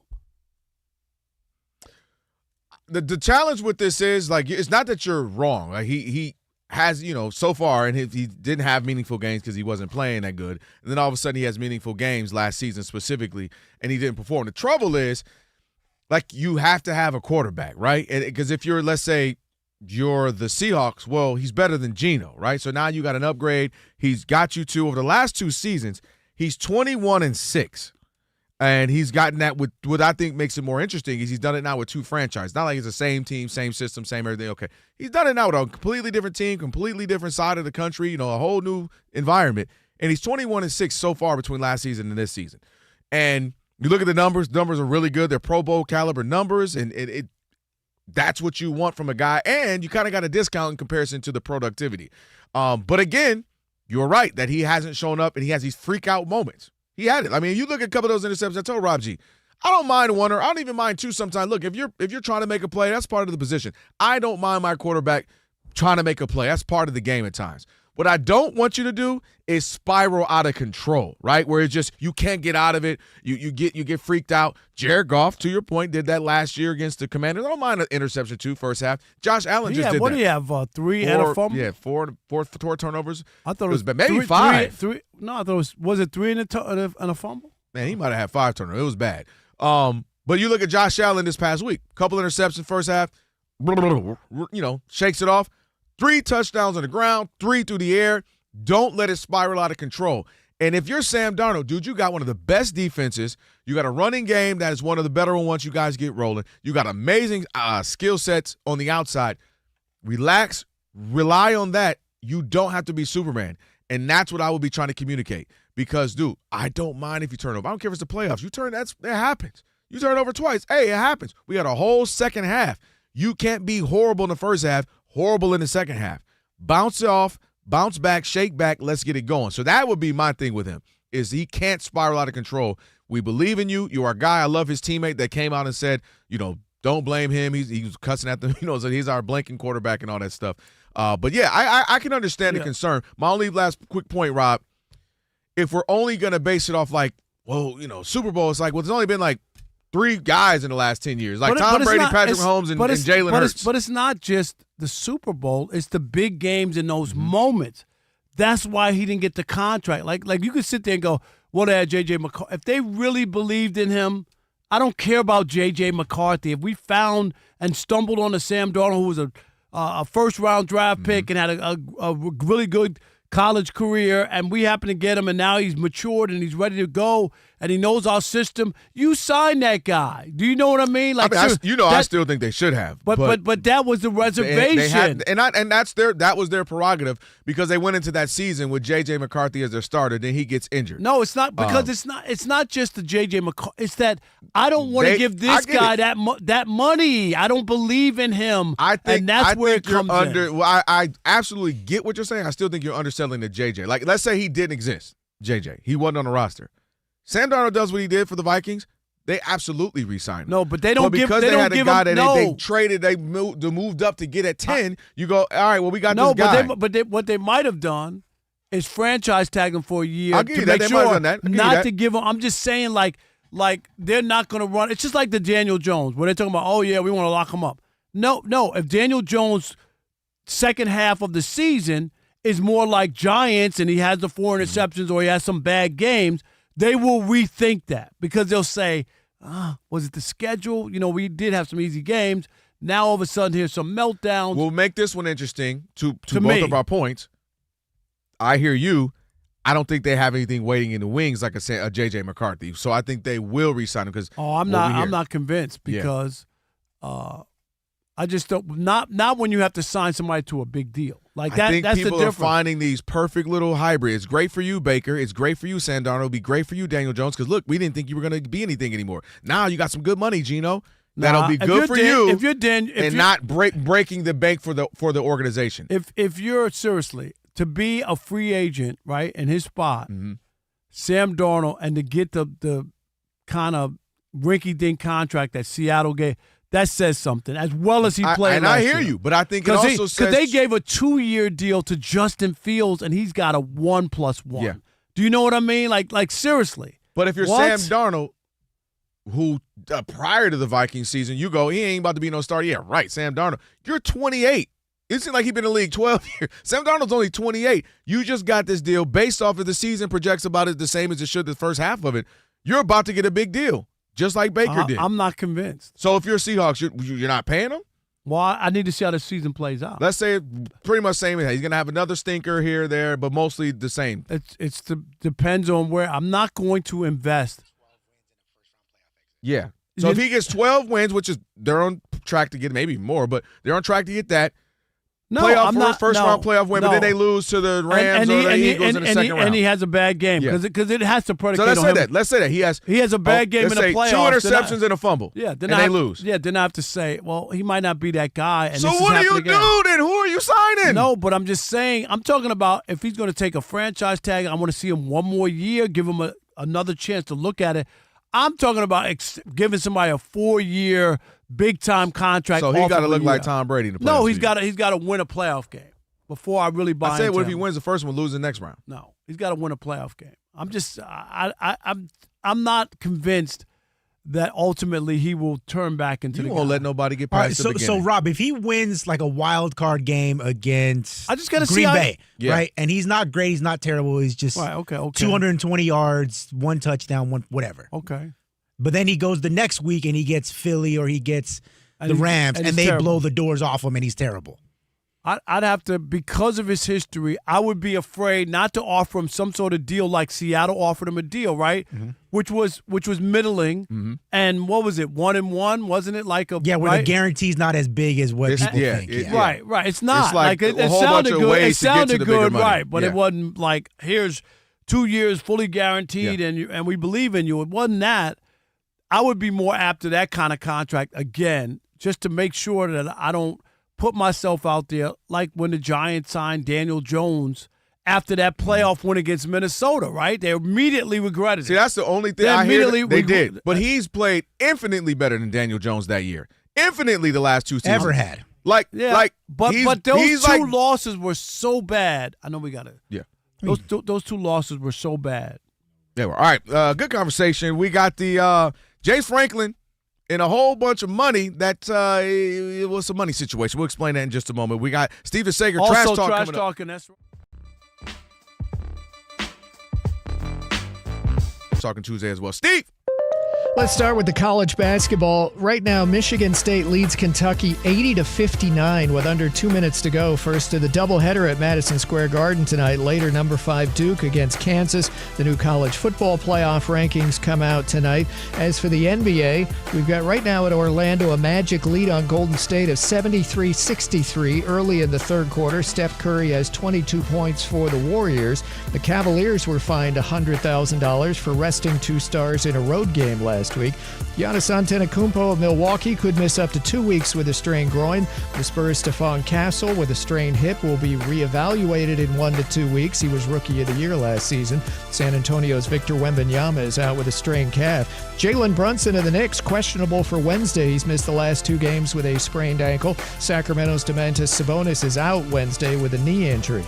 Texans quarterback C.J. Stroud with his concussion will miss the 3rd straight game this Thursday against the Bills. Quarterback Davis Mills will start again for Houston. Steelers quarterback Aaron Rodgers will not need surgery on his broken left wrist. He will not practice Wednesday. Reportedly, he is pushing to play Sunday at Chicago. Pittsburgh is optimistic that running back Jaylen Warren will play despite an ankle injury. Among the 8 NHL games tonight at Tampa Bay, Lightning leading 3-0 over the Devils. 5 minutes to go, second period. Pitcher Shota Imanaga accepted a qualifying offer to stay with the Cubs, so he'll earn $22 million next year. Spain and Belgium among the teams earning spots in next summer's World Cup. The U.S. as co-host qualifies automatically for next summer. U.S. men's soccer right now winning its exhibition in Tampa against Uruguay 4-1, 68th minute. The U.S. led 4-0 late in the first half. This is the Americans' final game this year. Back to you. Thanks, Steve. Appreciate it. I cover Rob and Kelvin on a Trash Talking Tuesday, 877-99 on Fox. If you want to get ready for that, you can line up for that as well. All right. James Franklin, former Penn State coach. Obviously, they relieved him of his duties. Rob, they were going to owe him $49 million for the buyout. But then he chose to get back in the coaching ranks, and he is now going to be the coach for Virginia Tech. Solid bounce back job. And he worked out a deal with Penn State where they're going to do a buyout for just the $9 million, and then of course Virginia Tech will take the $40 million and work that out. So you and I were talking a little bit off air just yesterday. Like, do you stay home, sip some pina coladas, enjoy your $49 million, and just hang out and kind of just enjoy life, getting this money at home, or do you take the job, get right back in the coaching ranks, and get back to work? Where are you? Well, I'm fine with him doing what he did. He's not losing any money. He was going to get the money either way. But he could have been at the crib. Nah, he's 53 years old. He's not trying to be at the crib. He's a football coach. And if you sit out for a couple of years, people go, he lost his desire, his fire. The sports passed him by. So you got to be real careful with that. You think everybody can get back in. Mm-hmm. Coaches get out, and they feel like, this guy's been playing golf for the last 3 years, and living it up, and he's not the kids or whatever. He's distant. The game has passed him by, all that kind of stuff.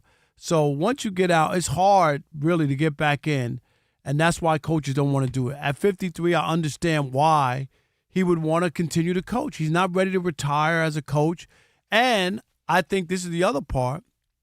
He doesn't want to go out like that, like your legacy and whatnot. They ran you out of Penn State because you couldn't win the big game. That will be James Franklin, who was pushed out of Penn State after failing to win. That's a part of your legacy. And your obituary. No, he's got about Kelvin Washington, who worked with Rob Parker during the glory days of the Odd Couple. That's my resume. That's what your obituary. Right, not even my resume, just my obituary. Right. Oh, and by the way, he had a wife and some kids. But I'll tell you. But I tell you Rob what, G, who was the producer for Rob Parker and the Odd Couple during his glory. Oh yeah, days by the way, he of has a wife and kids, whatever. But man, no, he did the same thing. Alex, can I do your obituary too? What is Alex's? Alex, who was a vegan and was the super engineer for Rob Parker and the Odd Couple during the glory days of. Oh yeah, he had a lady in the family and all that stuff. You know what I'm saying? Man, I took the same thing. He had a great segment on the show, but ultimately it was his loyalty to Rob Parker. That's what it that was. really stood out. Oh, by the way, he had a nice ponytail too. You know, yeah. How about that? No, That's not bad. Not bad, right? And just put also that my application MLB bro was rejected. And there's a big picture of a couple other dudes on there. With parentheses of his ancestry.com, like, you wasn't black enough. You was only 0.0001%. All right. Had you been Blake Snell black, Blake Snell black, you would have made it. Is the man colorblind? Man, 15 years about for him. Okay. He's got, But you know, get he's my 53. point, right. We were talking about this earlier. Absolutely. Dude, redemption. Right. He wants to redeem himself, get back out there, the love of the game. I want to show these dudes I can coach. I ain't going out like that. I want to win my big game. Fire. I might not win a national championship, but I want to win that big game at some point. And Virginia Tech's a great school where the expectations are just low enough that he messes around and wins his conference and da-da-da. And it's 12 games right now in the college football playoffs. You mess around and make the college football playoffs in a couple, 2-3 years just because, they're going to bring you in. It's a redemption story. Redemption story. You did it. Look what you did. They didn't think you could do it. And then now you set yourself up for 3 to 5 years. Now you're taking a Oklahoma job, a Miami job. But that's getting what it right is. back into Right. big boy level. So he's young. Absolutely. 53 is ridiculously young. You and I sit up here and laugh at some of these coaches, 75, 80. We just talked about Pete Carroll. Pete Carroll's 74, and he's got plenty of time to redeem himself and get to a level. And I think he also just loves the game. Like, this is what I'm a coach. I'm a ball coach. This is what I do. The money's still there. You got a good buyout. You'll get $9 million on top of whatever, Virginia Tech, ultimately the deal they give you. So it's a great position. You're in your prime of life of what you do. You're still in your prime of life. Like, in this career path, we get a good runway in certain, careers. He's in the middle of that for a coach. This is where you peak. Think about Nick Saban. He was still winning national championships in his 70s. So absolutely, it makes sense. That's what you want to do. You don't want to be home golfing. You want to be productive, man. Makes sense to me. And you're getting paid millions and millions of dollars. You're not losing a dime. Nope. You're still going to get every nickel that was owed to you. 100%. So what's the difference? 100%. Who's paying me? Trash Talking Tuesday, 877-99 on Fox. We're going to squeeze in as many as we can. 877-99 on Fox. You want to get in, this is your time to do it. Trash Talking Tuesday on the way, Fox Sports Radio. Hey, it's Trash Talking Tuesday.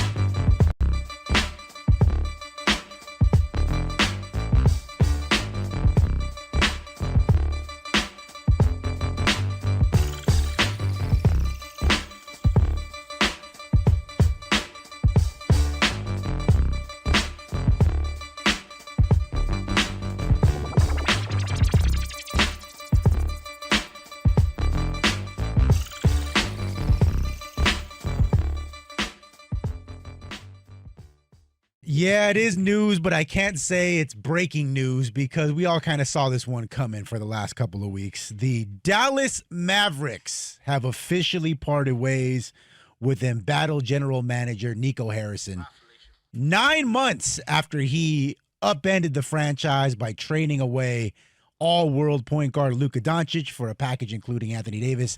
Anthony Davis famously has only played 14 of 46 possible games since the trade.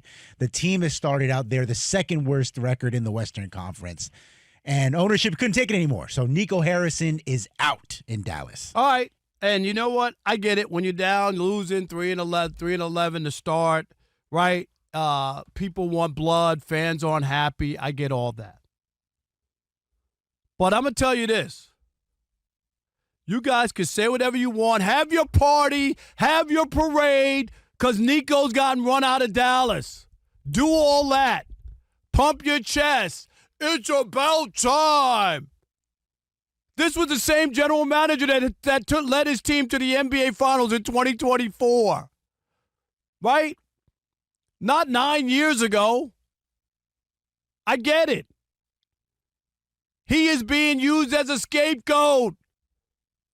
He traded Luka Doncic not because he wanted to trade him. It's because ownership didn't want to pay him. Did you hear me?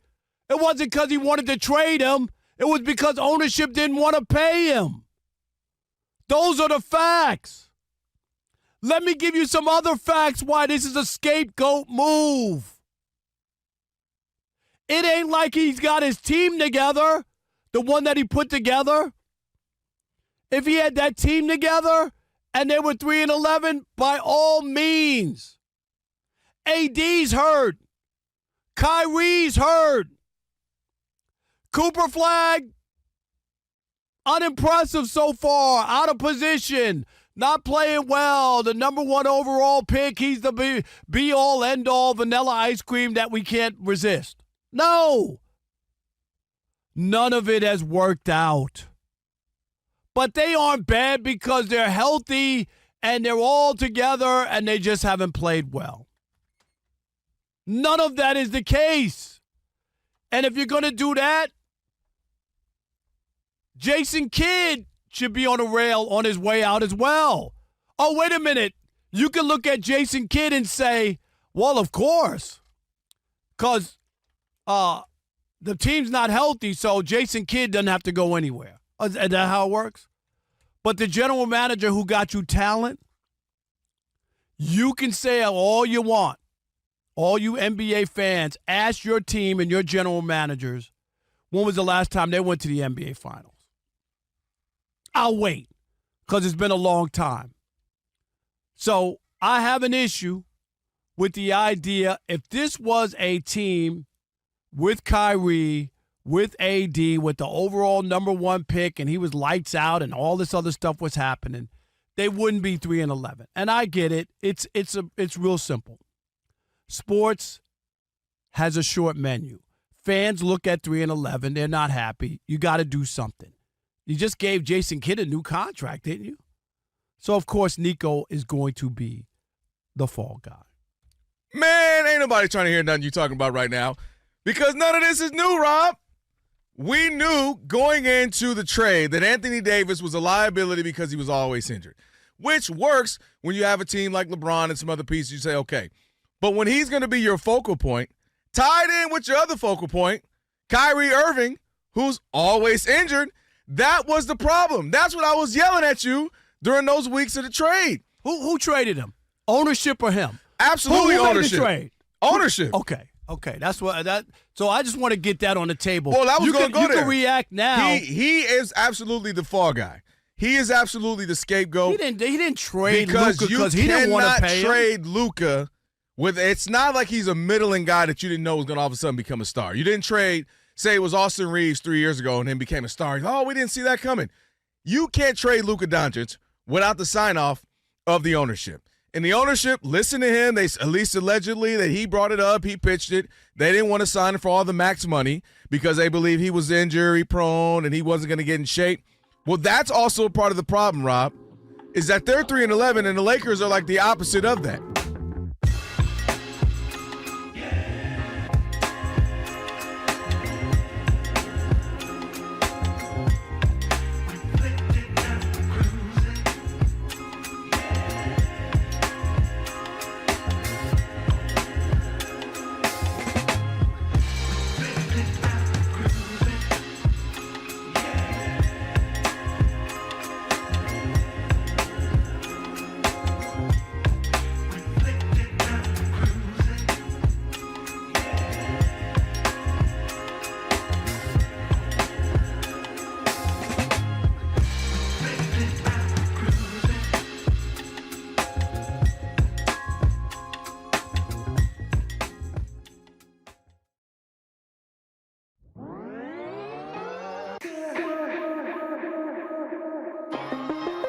Radio, Odd Couple Rob, Kelvin Washington, Trash Talking Tuesday with the iHeartRadio app. You can stream us wherever you happen to be. Catch us and all of our Fox Sports Radio shows live 24/7 in the new and improved iHeartRadio app. Just search Fox Sports Radio in the app to stream us live all day, every day. And be sure to select Fox Sports Radio as one of your presets in the iHeart app, so it'll always pop up right at the top of your screen. You know how that goes. It's time now for Trash Talking Tuesday.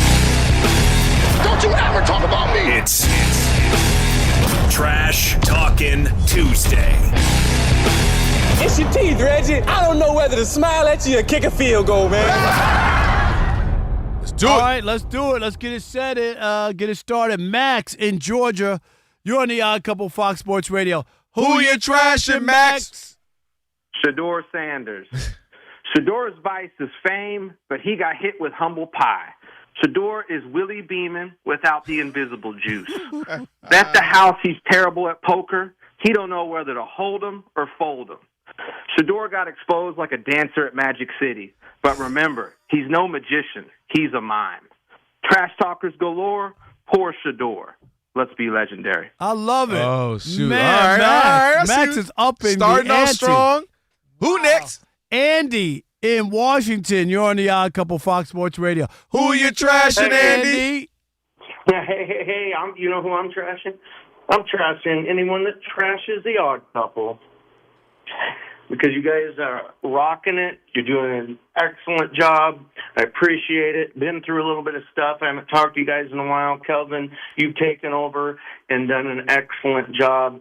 You guys keep it up. Well, Andy, thank you. Andy, and thank you, blessings your way, Andy. We appreciate your support. I thank you, Rob. Yep. Hey, Andy, don't you ever do that again, calling here about to make me cry up on the radio. Nah, Don't you ever do that again. appreciate you, Thank you, buddy. Andy. Got me shedding a thug tear out here. How about Marcus in Los Angeles? You're on the Odd Couple Fox Sports Radio. Who you trashing, Marcus?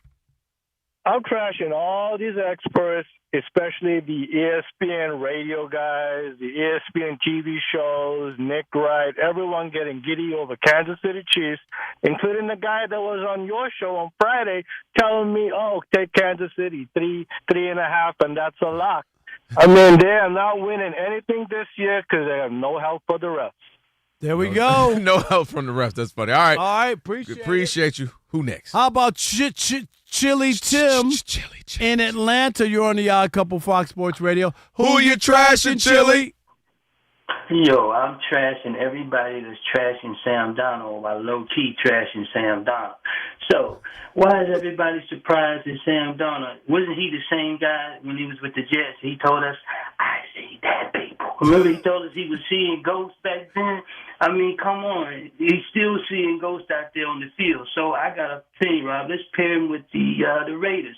So, every time he looks across the field, he'll see a ghost in Pete Carroll and a ghost in the owner. It's a perfect match. All right, there's Chili Tim. Thank you, Chili. Pete's still with us. Chili already made him a ghost. Wow, he's a pork chop away, but he's still here. Scotty in Milwaukee, you're on the Odd Couple Fox Sports Radio. Who you trashing, Scotty? Hey, gentlemen. I'm trashing my coworker, Joey Santos, who's a big fan of your show, gentlemen. Yes. He's also a bigger fan of the Los Angeles Chargers and Justin Herbert. And after yesterday's game, and even before that, this Sunday's game, because somebody just told me Justin Herbert is not that guy, because Joey, for some reason, still trying to prove to me that Justin Herbert is that guy. And he just isn't, gentlemen. And please convince him, please. All right, you know what? Shout out to Joey and you for listening. We appreciate that. And young Christopher, you know who you are. I was over the weekend. He was just selling me Justin Herbert. I'm like, no, he's good. We know, but he's got to start winning these games that matter. He's like, no, they're going to win Sunday. Got beat down. So, Christopher, you know who you are. No doubt. How about Jeremy in Long Beach? You're on the Odd Couple Fox Sports Radio. Who you trashing, Jeremy? Usually I'm trashing an Odd Couple. Put the camera on me. Put the camera on me. Rob G, Rob Parker, and Kelvin Washington. But you know what? I'm trashing Jamar Chase. Man, after that video, you need to stop it, boy. And you on my fantasy team. You are upsetting me because I do not have you next week, and I don't know what I'm going to do. But still, I'm going to put somebody in that's going to replace them numbers, and it's putrid. What you did is asinine, after 10, after 11. And you know what? I'm going to call it a good night and get my baby wife and my baby oil and a cigarette. Rob, holla at your boy. I'm gone. Love it. Hey, I'm taking that asinine, after 10, after 11. I'm taking that. Oh, that was from what you call. That's old. I'm still taking it. Oh, but that's from First Take. That was. I know, but that was Skip and Stephen A. used to do the asinine. Guess what I don't Am I remember. right? Right? That was old. Guess put the Hey, the camera on Odd me. Couple been old too, I'll Rob. take Don't stop you from using it. Yeah, that's a good point. Rob G, be quiet. What are you talking about? By the way, y'all old grumpy people in my daggone chat today. I'm trying to do live TV, and that's right. Coming up on the radio. No, Rob G, I'm just trying to play this, but that's stupid. They did the same. If y'all don't quit tripping on my chat, Real quick, let me trash Rob Parker for celebrating the Odd Couple anniversary on Instagram. It was a beautiful post. The Odd Couple made me the man I am today. And here's 4 different versions of the Odd Couple that I've been a part of. That is, I'm trashing you for that, Rob. All right, I hear you. Well, at least we made it. At least we made it. At least we made it. And we got time for Mace in San Diego. Oh, You're is on the Odd Couple Fox Here we Sports go, Radio. Mace. Who you trashing, Mace? This is the third edition for that repeat offender I hate with every fiber in my being, Eli Manning, a.k.a. Sheila Manning, specifically for showing your displeasure the whole world witnessed during Super Bowl 50 when the camera showed you in the press box with your disappointing, sad, poopy face while the rest of your family was celebrating your older brother Peyton during the Super Bowl. Some brother you are. Peyton was cheering you on both times during your Super Bowl appearances. Evidently, you can't show the same amount of support. Way to go, Sheila. Despite your 2 Super Bowl wins, your career record was 117 wins and 117 losses in the regular season and never made first-team All-Pro. This was justification for you not to be a first-ballot Hall of Famer. Y eres un puto también. I hate Sheila Manning so much. I will no longer eat at Jersey Mike's because this putz is the new spokesperson. Way to go, Jersey Mike. He pitches more and he does not possess the ability to formulate a coherent and intelligent sentence.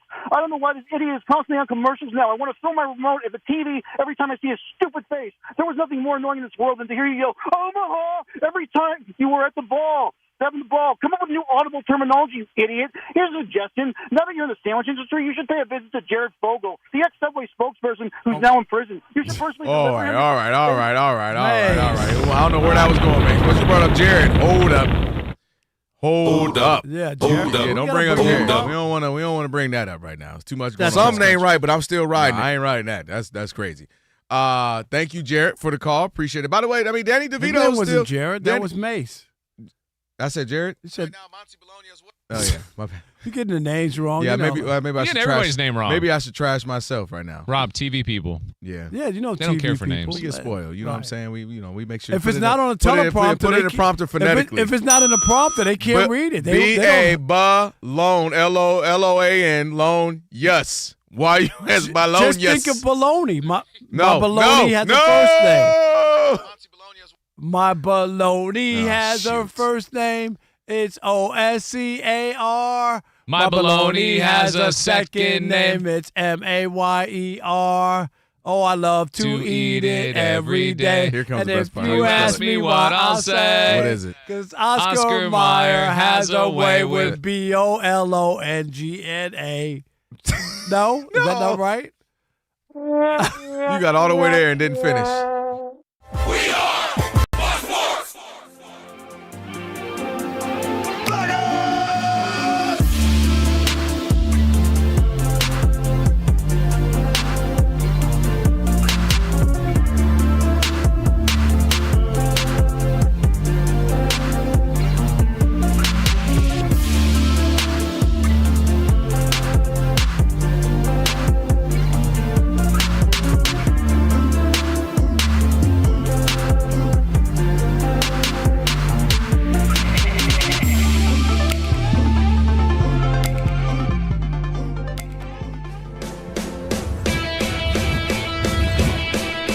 Wake up, it's 2 pros and a cup of Joe, Fox Sports Radio. You ready? Yes. I'm Colin Cowherd. This is The Herd. You are listening to The Dan Patrick Show. It's the Odd Couple. You know what time it is. Let's get it. Fox Sports Radio. Bigger, bolder, and better than anyone in the game.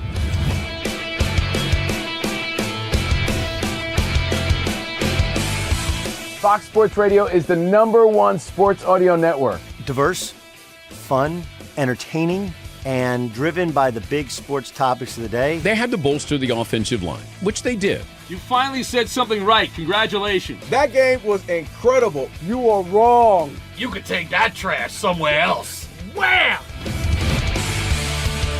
We have a very special connection with our audience, our listeners. People feel that friendship. And I appreciate y'all, so I love it. It's all for you. Thank you. I'm your favorite fan.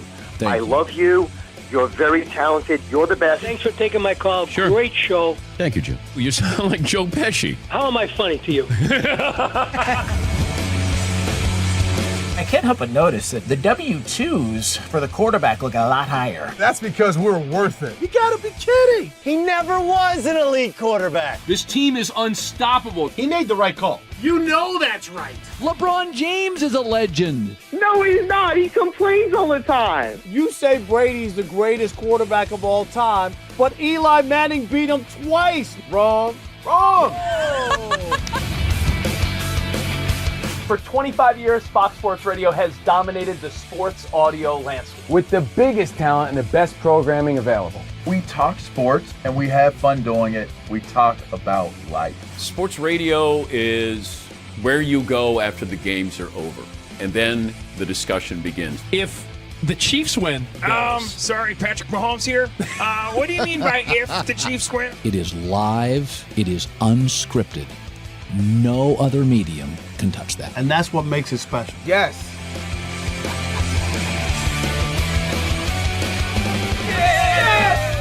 Who wants some?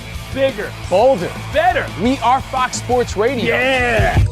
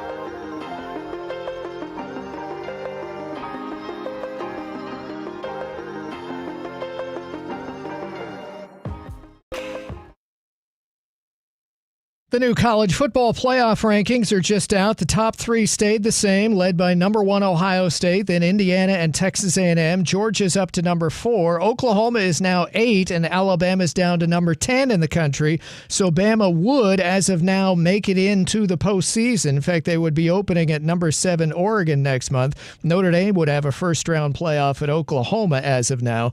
BYU and Utah would be out, despite being ranked 11th and 12th, because number 13 Miami is the best of the ACC as a champion, would get in, and Tulane, number 24 in the country, would get in as the best of the group of 5. In college basketball, a doubleheader at Madison Square Garden tonight. Michigan State took care of Kentucky 83-66. Coming up, number 5 Duke against Kansas. U.S. men's soccer won its exhibition in Tampa 5-1 over Uruguay. I'm Steve DeSager. I've been covering this league since 1987.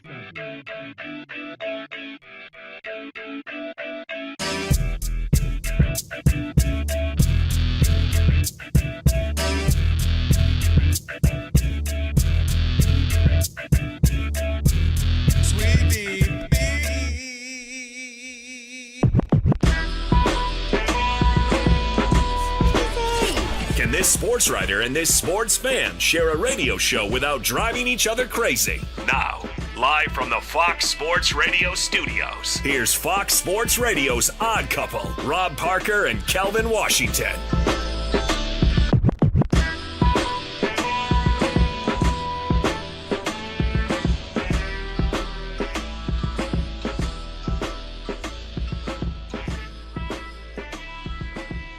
It is the Odd Couple. Wow, hour number 3. Where's the time go? Rob Parker, Kelvin Washington on this Trash Talking Tuesday, a spirited edition of Trash Talking Tuesday. And if you missed any of the show today, you'll catch it on the podcast. Just search Odd Couple wherever you get your podcasts. Right after the show, podcast will be posted. Rob G's putting it together as we speak. Be sure to follow podcast rated 5 stars because we're worth it, and even provide a review. Again, search Odd Couple wherever you get your podcasts, and you'll get today's full show and the best of version right after the end of this program. Don't forget, Mark Funky Cole Medina, Fox Sports Radio NBA Insider and Essentially Sports NBA Insider. Funky Cole Medina. That's you think right. you'll have Plus, our vanilla bean cheesecake? No, or not? that's never coming. Just give it up? Give it up. All right, I'll give it up. And because you're back now. I'm back. Matter of fact, no, I'm not doing it tonight. As soon as you mentioned it, I need to go get an ottoman, so I'm not going to do it. Last call is coming up as well, so we'll get to that for people who didn't get into the program on some of the other topics. Mm-hmm. I just mentioned an ottoman. Do you have one at your house? We do. Do you have anything in it? Is that because it's really for storage, isn't it? No, Or is it not it's that just kind? for your boys' feet. Yeah. Rob G, you got an ottoman for storage? Yeah, or no? it came with the couch. Yeah. Came with the couch? It's for your boy. What's in there? Blankets. Blankets and stuff? Yours is lift up. So we have an arm thing that has a nice, nice little space where we put like the girls. The tablets are full of a few books smart. on there. The charger, you can Books. Alex, you got why are you doing too much over there, bro? Alex, We got books in there. What's wrong with reading? Nah, we got tablets and junk food. And junk food, no food in there. Just in case for the snack just mode? in case. You got snacks in there. Actually, so I got to get up and go get it. But It's already Roger, here. you know I can't do that. My daughters will go crazy in there. I wouldn't get the night I want to sit down, I'll have number wrappers. Alex has an otter woman. Do you got one? I do. At night, right? Pause. Yeah. What?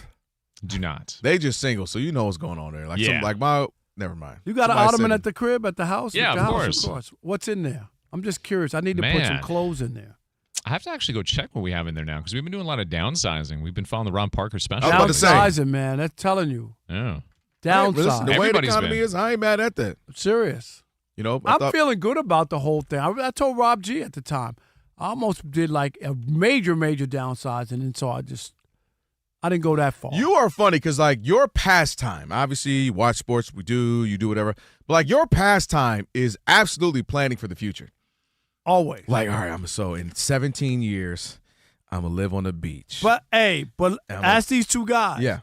When I tell you stuff, No, I know it gets 7 done. years ago, does it not get done? Oh, I know that, but that's why I'm laughing. Yeah, you already know, like, when I'm 74. No, it'll be I'm before gonna be that. in Trust me. Arizona, New York. I will have 2 bagels a day, and I will have, like, you are, like, And I'll have a meticulous. 24-year-old. And I'll have a 24-year-old who can cook. Maybe I'll be rich enough to just DoorDash it. And rub my feet. And rub my feet. And knows where the That's baby all you oil need. is. Yeah, that's all. You know you're supposed to be half your age plus 7, right? Is that what it is? So 38-ish. 38-ish. But 38. That's good. What's wrong with that? 38, she wants something. She wants to get married. She wants security. She doesn't want to just hang out with an older I don't want guy. a woman with ambition. Come on. Jeez, Rob. Oh, No. she wanted some chicken tenders and fries, looking for Rob a G. daddy issue. Daddy issues, chicken tenders and fries. No motivation. She just wants to be at home all day. That's and what take I her, want. and take her to Yard House every now and again. Maybe 2 at Sizzler at 19. And when I go on the That's Rob it. Parker summer tour, she stays home. She and stays she's home. fine She with that. understands it. She ain't coming to the games. Right. I don't She have doesn't money want to. for that. Baseball's boring to her. No, I but tried that. I yelled about the ratings to her, but she didn't care. I tried. I said, look at the ratings. Rob G, you know what I'm talking about. It's not that when they're older like that, somebody 38 The or 40, best they part want to about get that, married. Raji, is older No? like that. Like, he'll be 30 years older was the point of the math I just did. They're older like that. But they want to get married, right? He's like, Rob, I was around 35. Yeah, older like that. That's Older too like old for that's me. too old for me. No, I don't mean it like that, but I just mean I think right away women know that I'm not trying to get married. So I think that's a turn-off. So, but you told me you're not 1,000% out on the marriage. No, not 1,000. So what if she's 38 and she's beautiful, she's got life's good, and you like, man, now that I am senior citizen, I want to settle down, because I spotted you 7 years from now. And you know, you want to. But why can't we just be cool where you got your crib, I got my crib, you come over a couple nights a week. You don't think there's someone you would want to spend every day with? Yeah, like that. Like, you don't think that? I think because I'm in my I've been single for a long time. That's the problem. Right? I've been single you for a have long become time. what I call anal retentive. Yeah, I want to do like what my I want to do. air, like that. I want to be able to go without having to justify why I want to go. I want to watch eat what I want to watch. She's tired of having ribs for the 4th day this week. That was ghetto. I had ribs at USC for lunch. I put it in the microwave. They're like, what is going on here? Is this the rib shack? You know what's funny, though? On the counterpart, if Yeah. you're single for too long, it's hard to be in a relationship. And if you're in a relationship too long, it's hard to be single.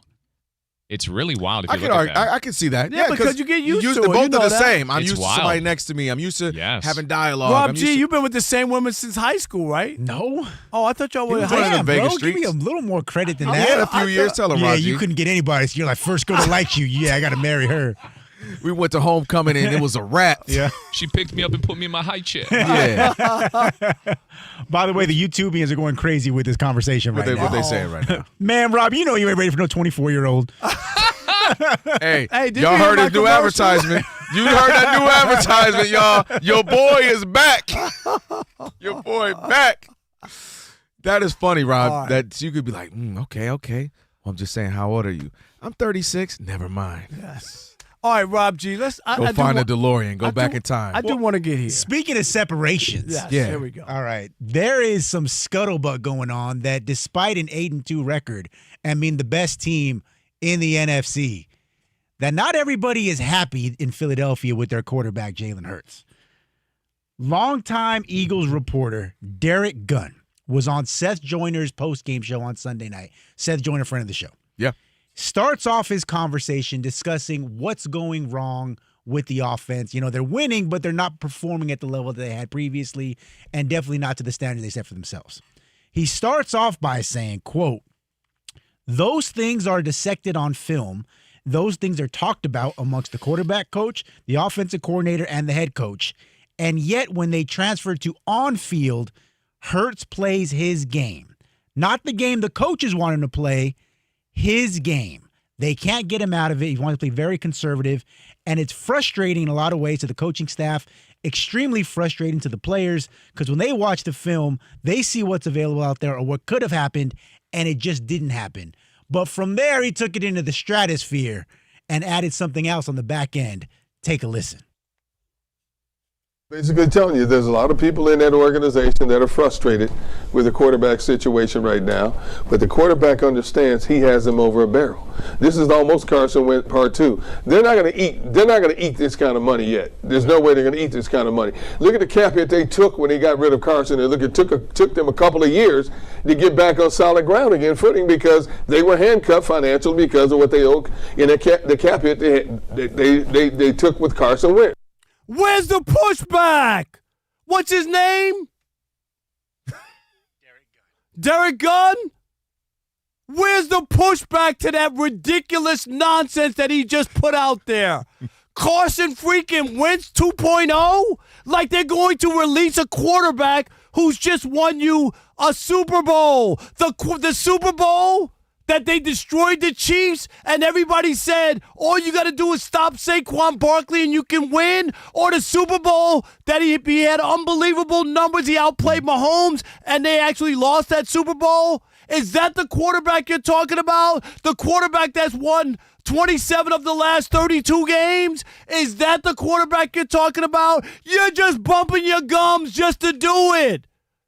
Carson Wentz doesn't even belong in the same conversation. Shame on you. And shame on anybody who was on that show who allowed him to put Carson Wentz and Jalen Hurts on the same plateau. Blasphemy. One guy was an NFL Super Bowl MVP. The other guy had a great 3 quarters of a season before he got hurt, all right? He was going to be the MVP that year, and I'll give it to him. But to put them on equal plane and say that he's 2.0, Mr. Gunn. Sports has a short menu, wins and losses.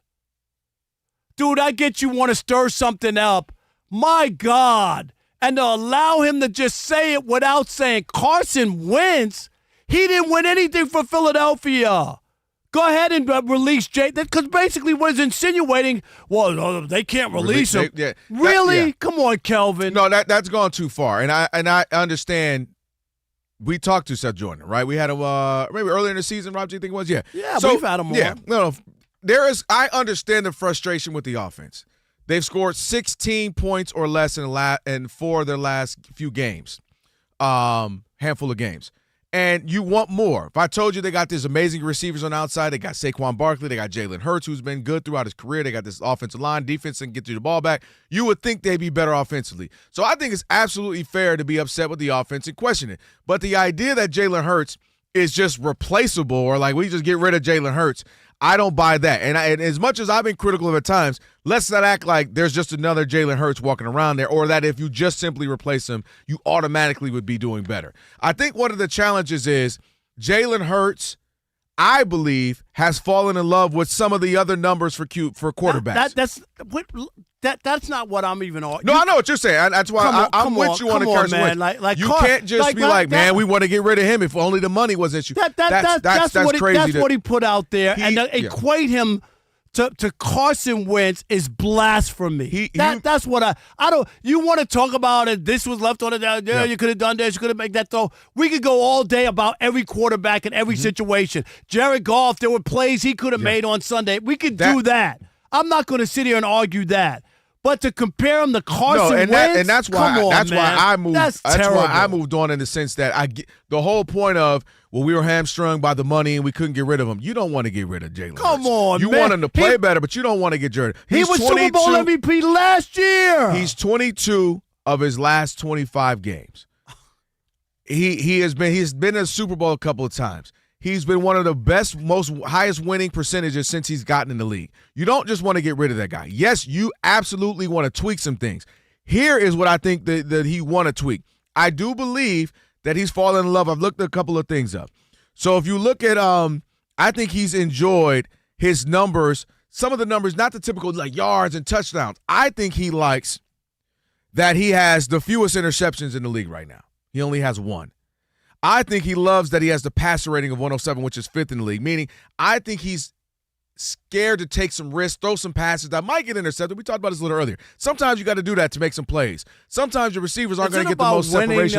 No, it is. But I'm changing. I'm saying he absolutely wins. And I think that's not the but that wasn't the conversation. I hear what you're saying. But his conversation was about if the money was right, them getting rid of him. But that's asinine. You can't. There's no way you're getting rid of Jalen Hurts, a guy who wins at this high clip. That guy just won the Super Bowl MVP. I don't even have the ammo to go at that. Like that's just crazy. You're not getting rid of that guy. What you're talking about is something different, and I understand that. I'm not. No one's going to argue with that with 16 points a game. So that's not the argument. But there's no argument, Rob. Is what I'm saying. What you want me to do? Argue? Carson Wentz and Jalen Hurts are not the same guy. Jalen Hurts, all he does is win. He gets to the postseason. He gets to the Super Bowls. He's win the 2. He lost 1, played very well in it. He won 1, was MVP. So the getting rid of him is not an option, and it doesn't automatically mean you're going to be better. You might get some more numbers, like maybe they're putting up more yards per game, but the idea of winning. So to me, that's why I'm saying, okay, that's just crazy. And maybe there's a way to tweak it so you get back to kind of maybe the productivity you want from him. Because the idea that you're getting rid of Jalen Hurts is crazy, is asinine. And I understand the frustration at times, but you're not getting rid of a guy who wins at that clip. That's crazy. All right, 877-99 on Fox. Did you have a problem with the Eagles reporter comparing Jalen Hurts to Carson Wentz? I mean, talk about lazy. That's lazy. We'll continue that conversation next with you. It is the Odd Couple, Rob Parker, Kelvin Washington. And yes, my panties were in a bunch. Right here on Fox Sports Radio, stick and stay. They weren't a bunch. You acting like Draymond. Especially if you don't have a sideways ID in the US of A.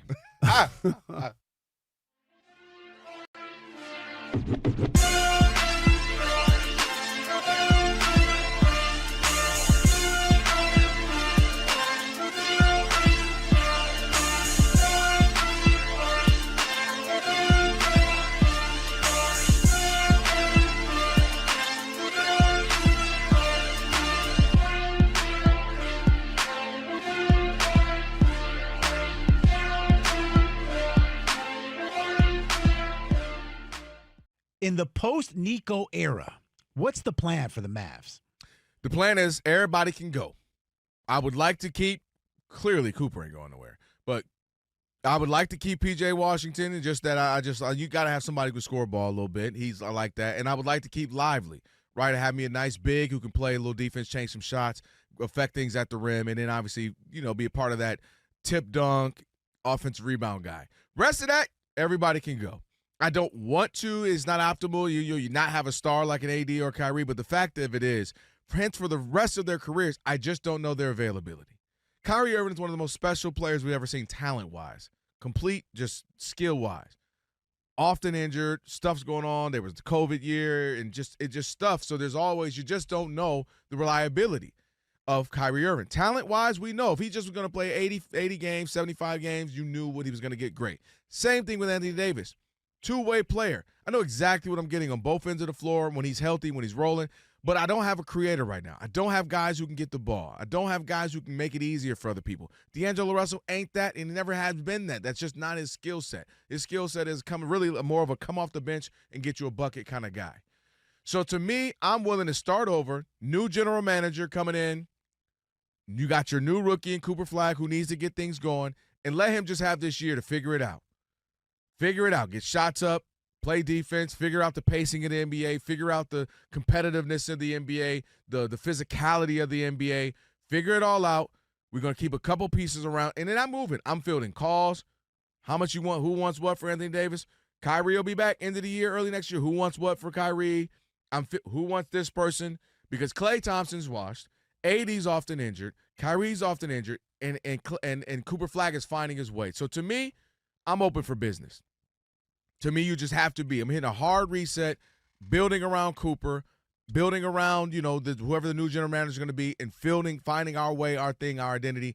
Because you can't do anything with the rest of these guys. To me, I don't like to construct it into what avail? To what avail? The Western Conference is loaded.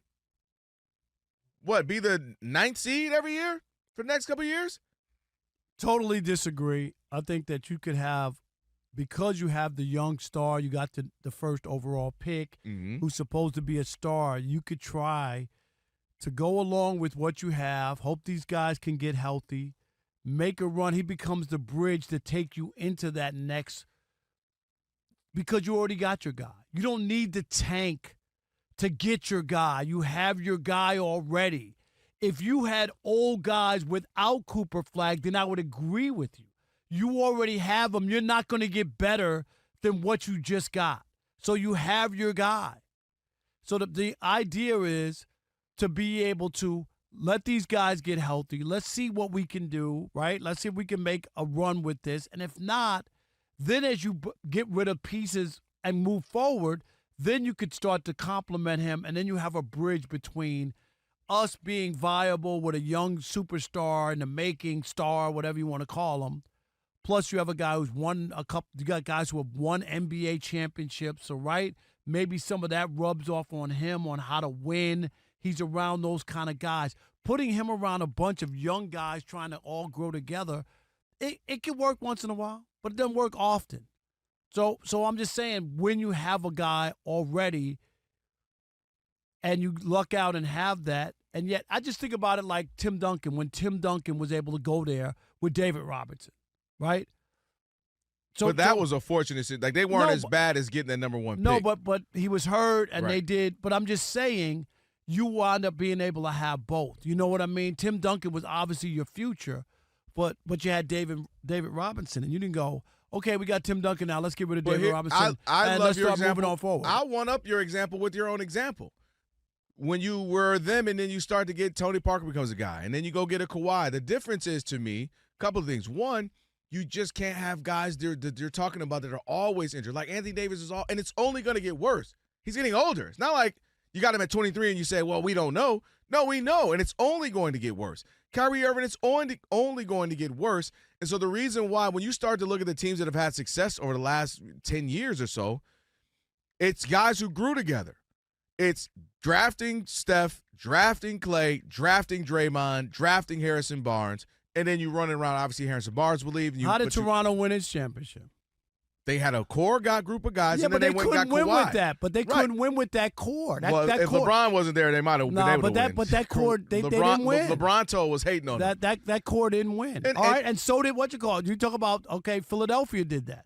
They had all these high draft picks. They put them all together. Trust the process. Did they win? They couldn't even get to the conference.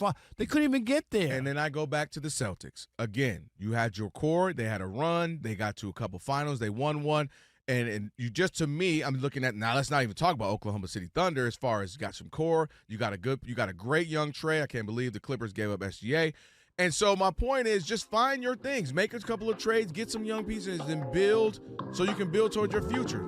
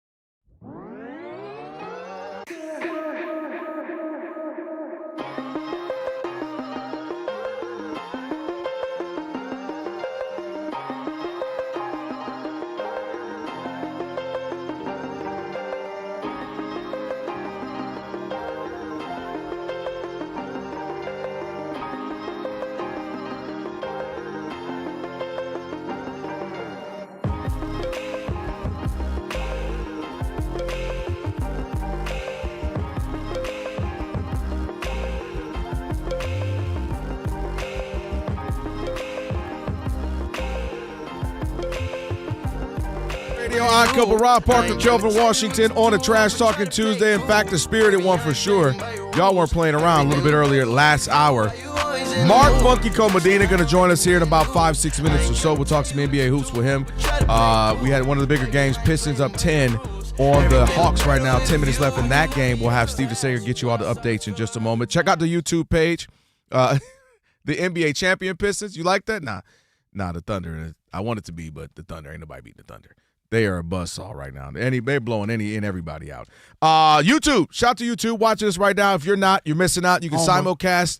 And you keep saying, who coming out the East, Rob?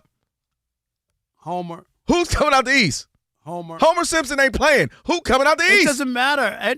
For you, it's any Detroit Who's coming team. out the East? It doesn't matter. Rob, say the Knicks, so you can say your New York homerism. Just say the Knicks. I'm not. I know you want to say the Knicks. No, who's coming out the East? I was the one who didn't even pick the Knicks last year. That was last year. We on this year. Who's coming out the East, Rob? I'm gonna look at the camera right now.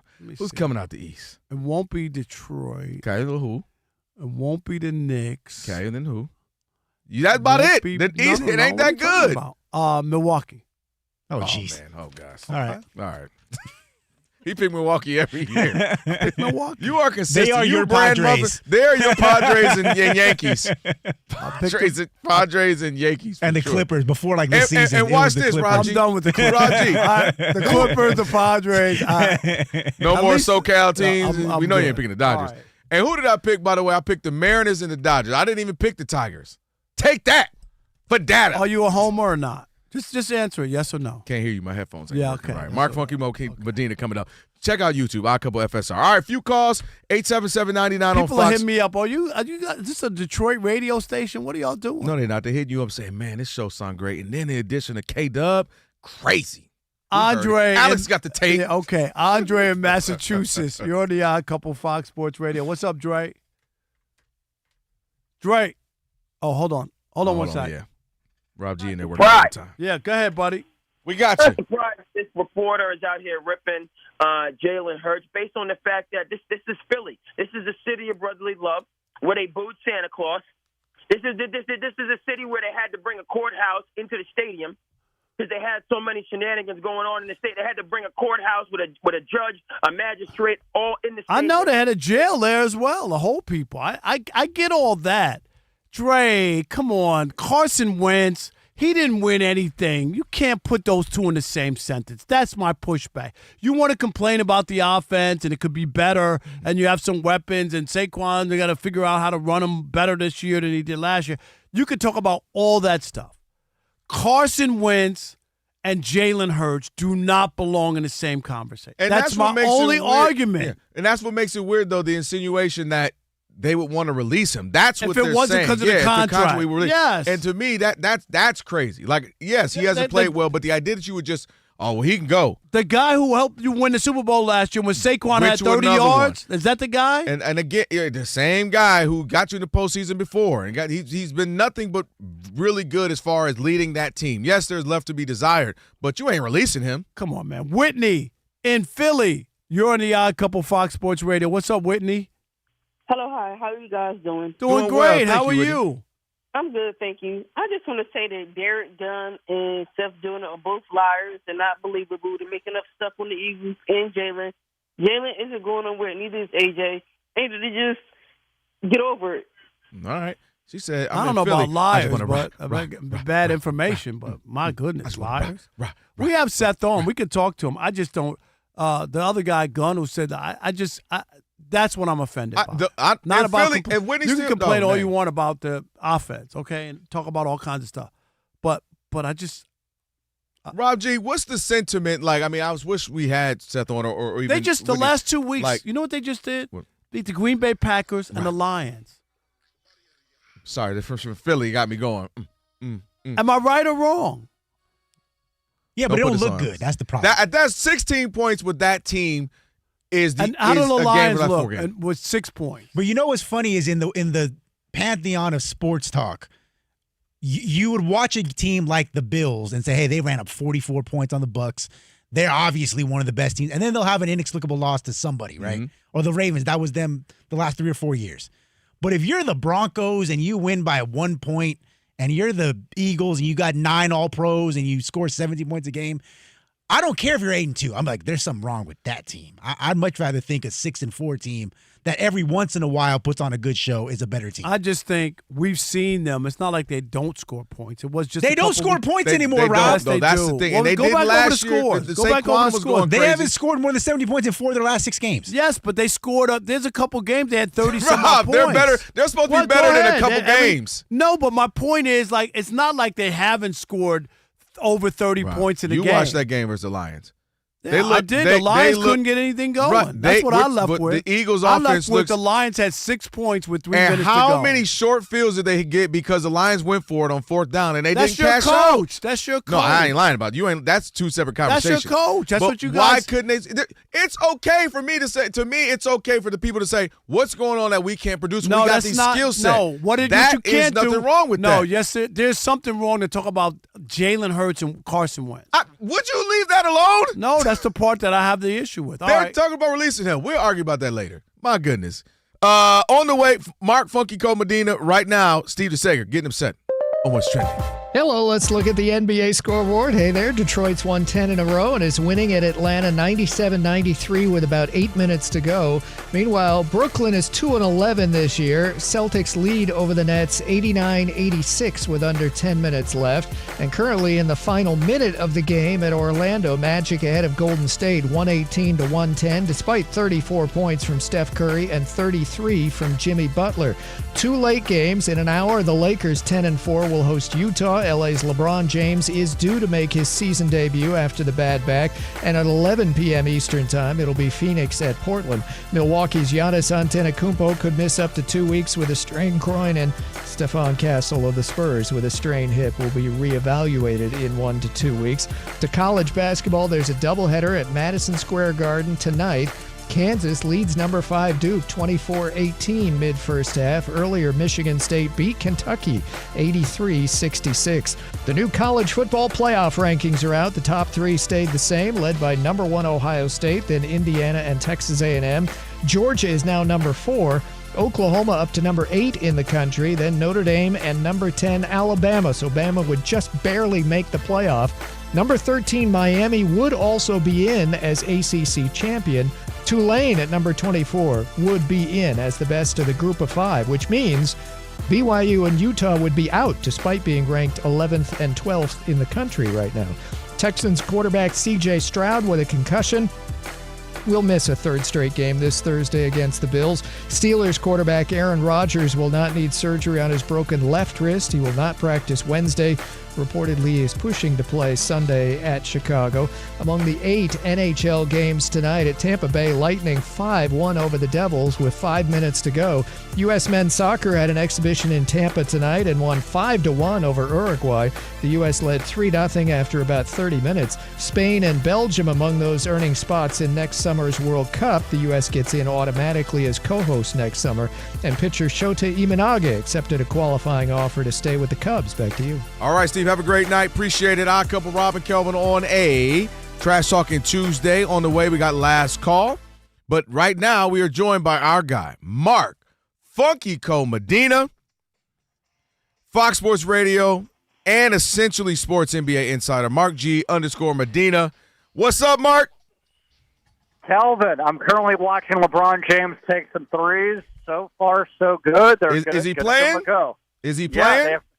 You know, J.J. Redick was trying to be coy, saying game time decision, but trending in the right direction. They just finally made it official. All right, well, welcome back. His debut or debut, as Rob would say. It's going to be. Hey, Rob, there's some tickets I think I will call for if you want to come down. Yeah, I'm Get sure on there down, are. Yeah. You can't wait. Front row. Yeah, okay. But you got to wear a LeBron jersey. That's not happening. Oh. But I'm going to anyway, what do you expect to happen? Let's just go here with the Lakers in that they had something nice going. Now LeBron's going to come in. There's no way. Keep it as it is, and LeBron will just kind of melt and figure his way in or whatever. That's going to change. How much of a difference do you think it'll make having LeBron in the mix? That's the ultimate question, Rob, because I think on one hand he can be plug and play because of his Hall of Fame resume, but there's also going to be long-term things for a number of reasons. One, his health.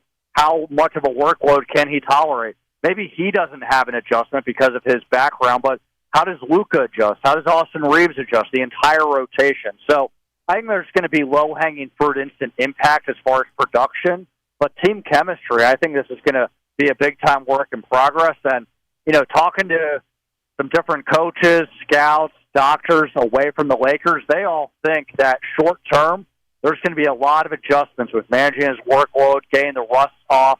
You know, he was saying he has, you know, the lungs of a breath of a young baby here. I mean, he hasn't played basketball in over a month, and he's 40 years old. So it's going to take time.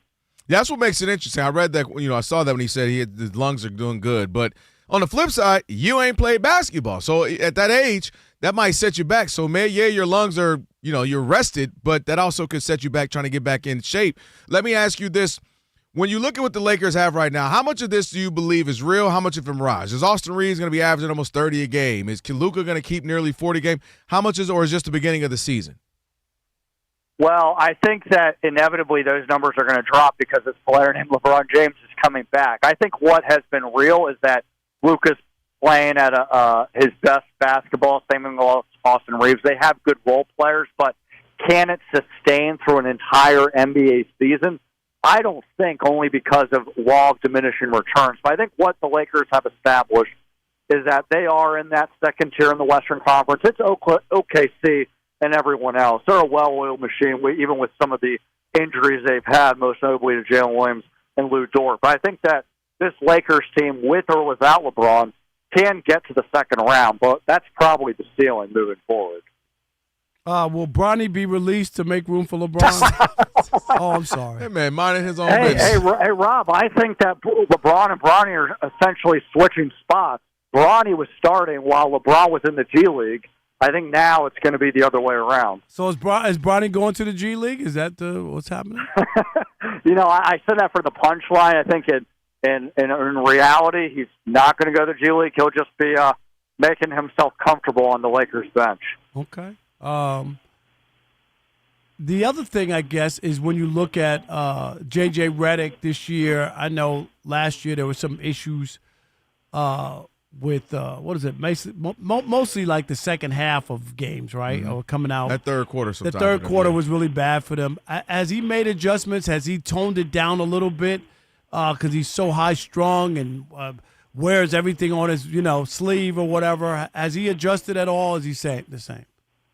Well, I think he's the same person, but I think that he's subdued like the extreme reactions with both wins and losses.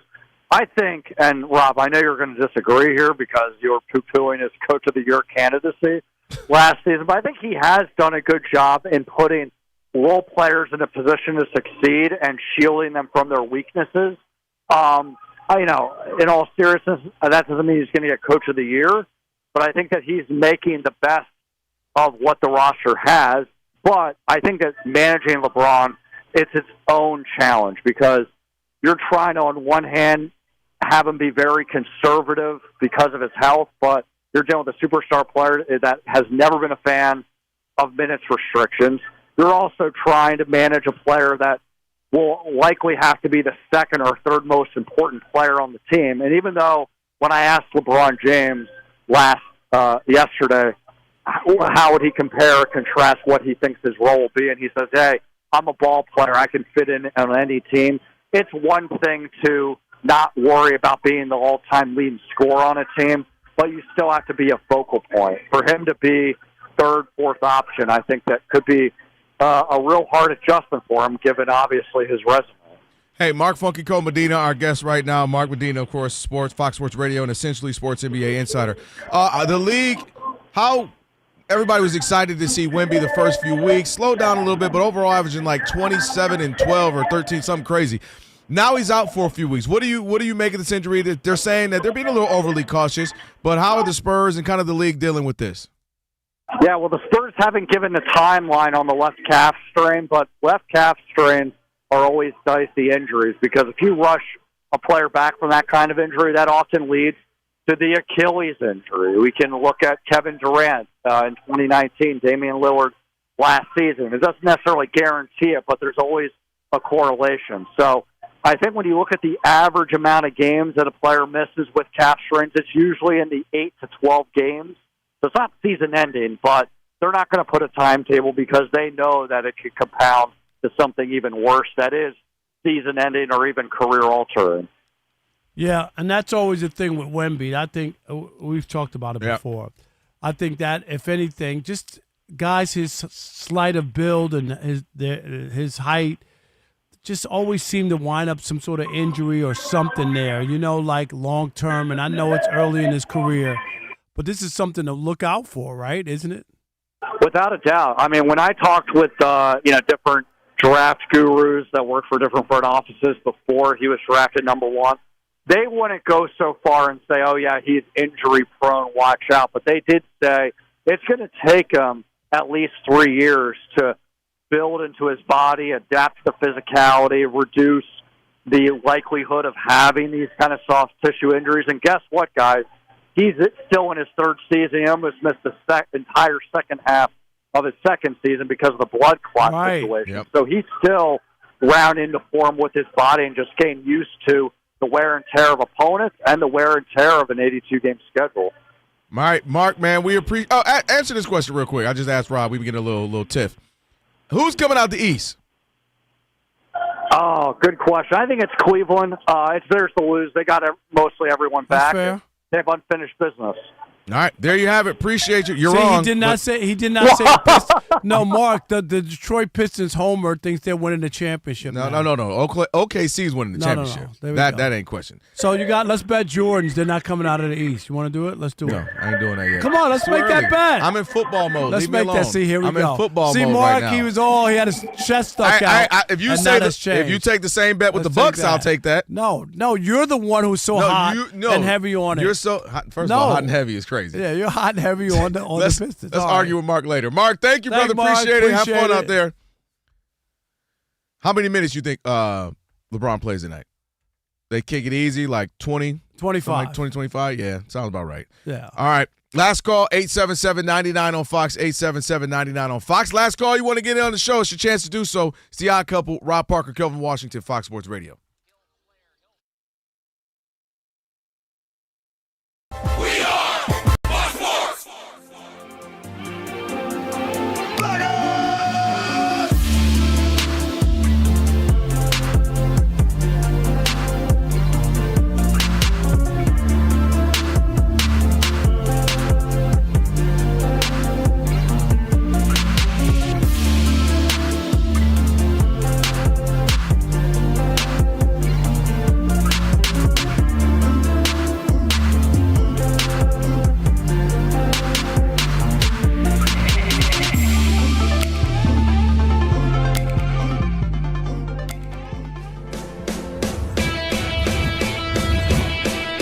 Wake up, it's two pros and a cup of Joe, Fox Sports Radio. You ready? Yes. I'm Colin Cowherd. This is The Herd. You are listening to The Dan Patrick Show. It's The Odd Couple. You know what time it is. Let's get it. Fox Sports Radio. Bigger, bolder, and better than anyone in the game.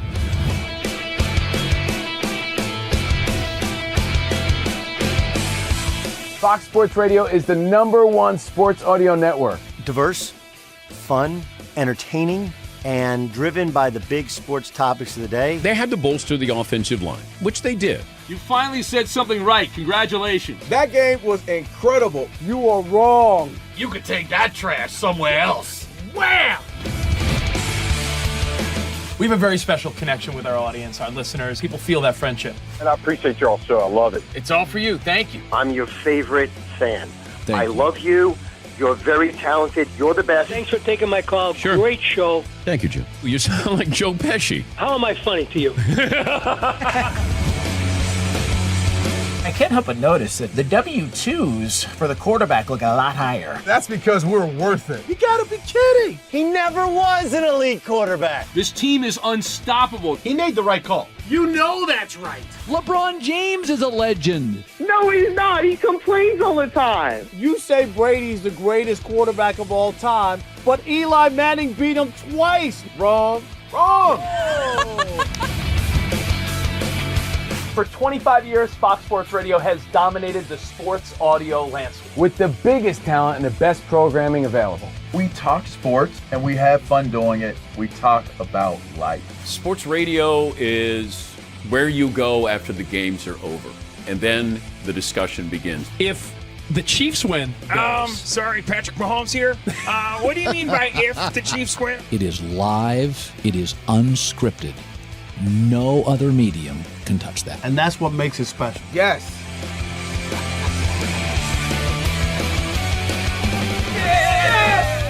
Who wants some? Bigger, bolder, better. We are Fox Sports Radio. Yeah.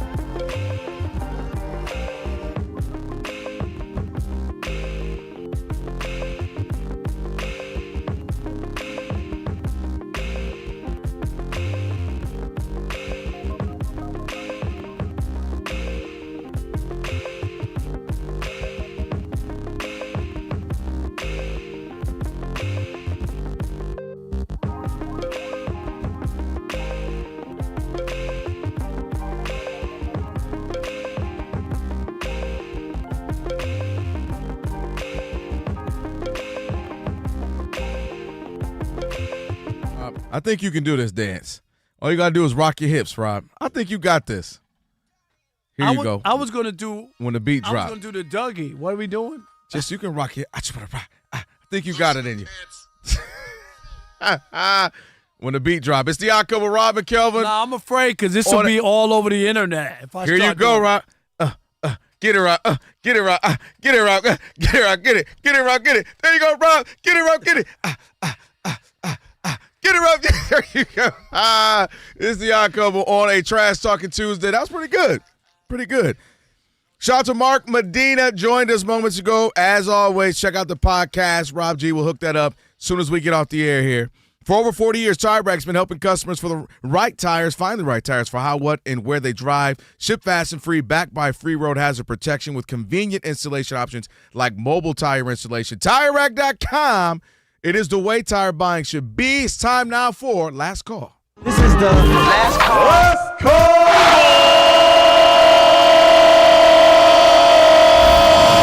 It's Last Call. Last Call time on the Odd Couple. I had a glizzy in my mouth. See, now you got to close your mouth. Now you got to close your mouth. Who we got? Orlando in El Paso.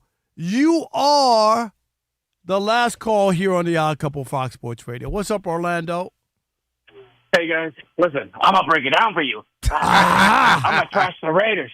All right? Because leave it to the Raiders to make the Cowboys even look like the 85 Bears. The Raiders made the Cowboys look like the 85 Bears, man. It was ridiculous last night. And also, Rob G, I'm disappointed. Kelvin revoked his brown card. He didn't know what a cholo or vaquero was when I said it yesterday. Now, wait a minute. Go ahead. Wait a minute. Hold on. Don't go nowhere, First Orlando. of all, that's not what happened. I was talking to Alex getting some good cheese, man.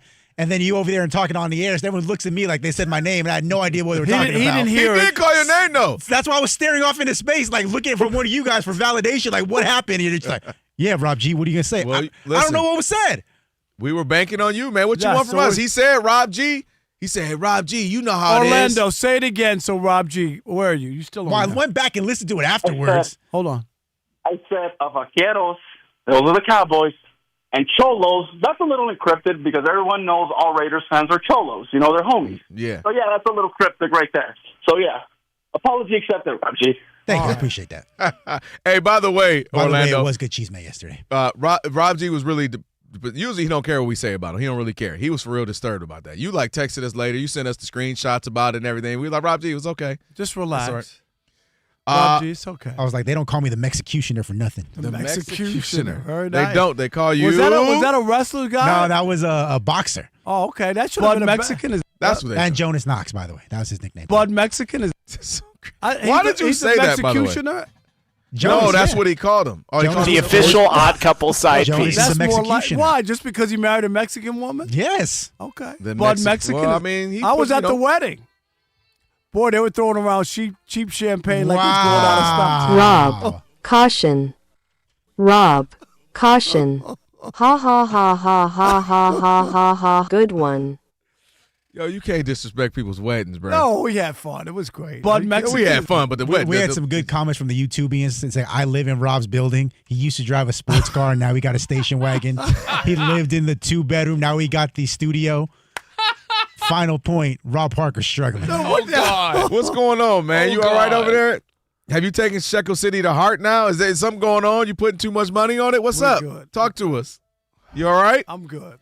You know, I can help out a little bit. No, we good. Kelvin, as I age, I realized something. What's that? It's more than just materialism. That's what it is? I need more than just, an upside-down ID. You know what it is, Alex? What? She went to a very expensive school. Oh, God. Alex, that tuition went up. It was like, dang, baby. With the Ottoman, usually I would go down to IKEA or Nordstrom. Tonight I'm going to Target. No, you might be giving them some. Somebody put it out there that said just take. It said just take. Rob G, this brand says Room Essentials. Is that a good brand? Because I can feel like that would look good right here. Hey, you ever heard of this place called? I shared nothing with Rob G. I just asked him where Target was. Hey, man, what's this place called? I don't even shop at Target anymore. Yeah, that's right. What's this place called? Goodwill? What's Goodwill? They got a lot of Ottomans in there, Rob G. It's a lot of Ottomans in there. They said name your price. I said I got 250. And the best part, we already know once this lease ends, he said he's downscaling again. One more time, How much? What you going to next? Studio. With a roommate? No roommate. In the studio? No. There are a couple college kids. What's going on? Everything all right, man? Let me make sure. I'm just making sure it's all right. And You by ever the way, heard- and it's then called a by the way, hostel. then You ever I heard of said, a hostel? no, hold on. I'm You gonna know, live in one of them. Roger, you know why he's not listening to us? Because I told this man, Boston was blowing out Brooklyn. Brooklyn got it back within 3, and I told him, I said, it's Brooklyn, bro. No. It's 2 minutes to go. All they need to do is lose by 11. So I'm good. Boston up by 14. 14. Right? They're up by 11. Or a 3. They got the ball, a 3. They would lose by 11. And a great game going on with the Pistons right now. They had a chance to the Hawks to tie it. Pistons, Kay Cunningham hit a couple of good buckets, big primetime 4-quarter buckets. So some good games going on. Just one more thing. I What you asked Joe got? Namath, can you tell me how Rob Parker's living right now? Struggling. Okay. Wow. Why I gotta be struggling because I want to downsize? Well, I mean, you over on USC campus eating $5 ribs. It's I can't downsize? We just want to make sure it was by choice. That's all. Make sure. Alex, so I got to tell you, my bargain shopping is not because I like a deal. It's because all I can deal with. And what did he say the other day? Man, you know the lottery. If I hit it, you out here buying lottery tickets. He came in here. My boy Alex, down you got bad. a quote, I got a scratcher. My boy down. When has Rob done a scratcher before? I haven't had a scratch in a long time. Rob! My boy down bad. Oh, man. My boy told us, Make yo, me if I feel hit the bad lottery. that I what? Why can't I downsize? I don't need the extra bedroom. The Jason Smith Show with Mike Harmon is coming up next. I never miss your radio show. I never hear it, so I never miss it. Did you hear that? Oh, God, do you hear me?